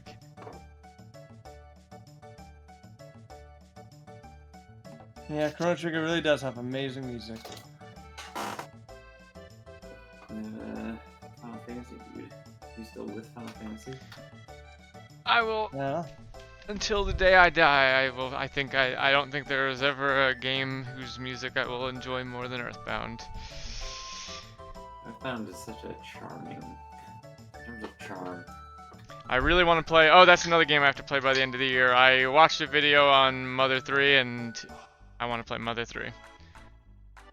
I feel like when they released all the Earthbound shit onto the Switch eShop shit, they were like testing the waters to see if a remake would, or like bringing those other games to the US is like viable. I still haven't beaten that game ever. Wanna watch me play Earthbound? through Earthbound, yeah. Oh wow. Last I played it was in college. I made it to the Manny Manny statue that is in pretty late game. It was past the Dinosaur World Manny Manny statue. I thought Dinosaur World was the last Manny Manny statue. Yeah, then it would have been that. Well, maybe it shows up I again. didn't have like the Thunder badge or something, so I was kind of fucked at that How point. did you get past? You need the Franklin badge to get Paula. How did I you don't get know. Paula? Maybe I sold it. I have no fucking clue what happened. But I remember playing it in. I've tried like 3 or 4 times to beat it, but just fell off. It was the first RPG I ever beat in my whole life. I remember Adam playing through it and like it bugging and he couldn't finish it at one of the mole bosses or whatever. Is that right The before mole boss. Fourside? The first time I played through it, I soft locked myself in Fourside and I couldn't go back. There was no rolling back to another save, so I couldn't like it. It I just often wonder if those instances that we remember were just us just being stupid. No, this was late enough where we looked it up. It had a like, player's Adam- guide too. We had a player's guide Yeah. growing up. Like it came with Like, one. we- I forgot about that. we That literally was an Googled awesome it. player's guide because it had fucking scratches those ones. And the monkey smelled like bananas. So So Jeff, I am currently playing Chrono Trigger music. I'm playing the Chrono Trigger OST. I forget I don't know what the video is fucking called. Chrono Trigger soundtrack is what the on YouTube is what the thing is called. But just so and then tabletop simulator. if you want to play along with the music, because I can't play the music for you, you have to also navigate there and. You just have to hit play when Marcus. If you hit always Well- allow when this player changes the thing or whatever, and then it will go to the page he's on, but you'll have to hit the play button. Well, the problem is Jeff. It doesn't. I assume started off on just basic YouTube because I navigated there before he got in. Yeah. You got all This that, is Jeff? another I problem. mean, someone is reloading the. Jeff seems to be reloading it a ton of times. I don't know. It's just asking me. Pay attention, Jeff. Jesus Christ.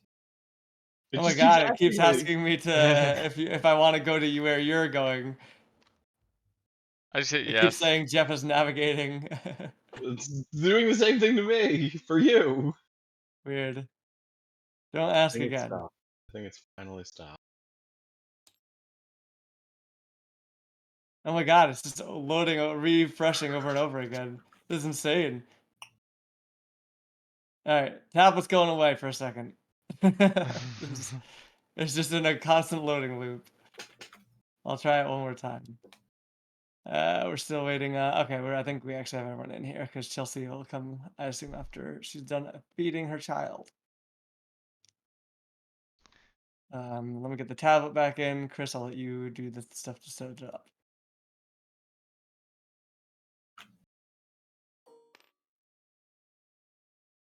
I got it. All right, can you hear? Let me spin it around. Oh. All right, You're you do welcome, the stuff. everybody. All right, So hold on one sec. You're gonna get a thing saying like I went somewhere, and the options are open or cancel. Hit the box underneath the thing that says always allow for this player, and then hit open. Yeah, that way Chris can get us to the right And soundtrack. I will put. We need the whole OST, right? Open? Yeah, I think I just typed in Chrono Trigger OST and it took me there. And it was the one with the black Chrono Trigger background with the characters on it. Alright. Let me know when you're navigating there, actually. And 'cause I don't also, actually let me see set you up navigating. Dave's drawing. Oh, so wait, did you navigate? Because it didn't actually send me there. I navigate. I'm on the soundtrack Oh, bummer. playlist It page. didn't take me there, so hopefully let's see if this breaks it for everyone else, because I have to go there now.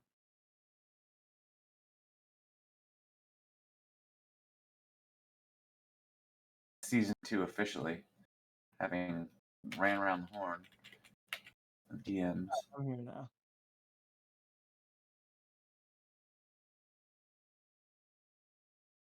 Oh, it's doing the reload loop again now. Why would it do this? Alright. Unfortunately, we're gonna have to abandon this. I was hoping it would work, but I just can't. It's just constantly reloading for me. It doesn't seem to work. I can't even get the fucking tablet to delete. Alright, bummer. Well, Chris, do that on your own stream. Yeah, I'll do it on YouTube, on just YouTube. And anyone that wants to listen along, they can do their own YouTube stuff. It'd be nice if I could put the music from directly into Discord somehow or something, but I'm not sure if there's a way to do that. There's a soundboard. Just get a watch along Spotify thing. Yeah. Get online in no time and give your business a boost for $149. Web.com will design, build, Alright. and deliver a I pulled it up on my own thing so that I can listen to it when I work. So you can focus on your customers. Web.com. Alright, everyone ready? Everyone can hear? Oh, probably. Hold on, I just need to mix my audio and then also get Dave's drawing. Let me know when you're ready. Ooh, I hear people twice. Hear me burping? Yeah, I did. Cool. Should get that loud and clear. Want me to stream? Is that what you're saying? If you're drawing, then I will need to see your drawing. Well, I'm listening along. I'm currently listening to Guardia Millennial Fair. As well. Guardium.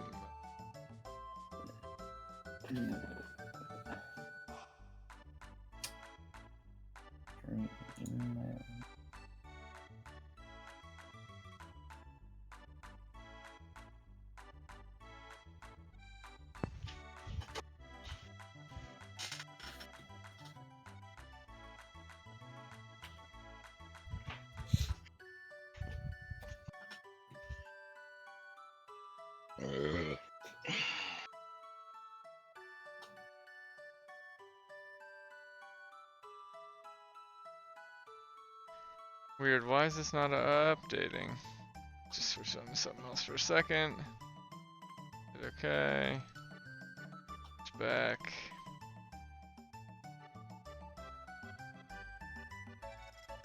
Are you drawing actively right now, Dave?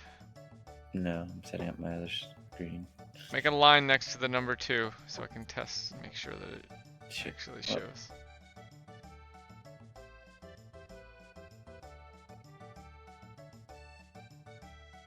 Other than that, I'm all ready. I've hit record.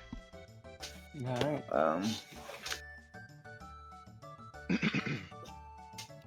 Yeah. Chelsea, you good to go? Chelsea, you good to go? Chelsea's good to go. Okay. Alright.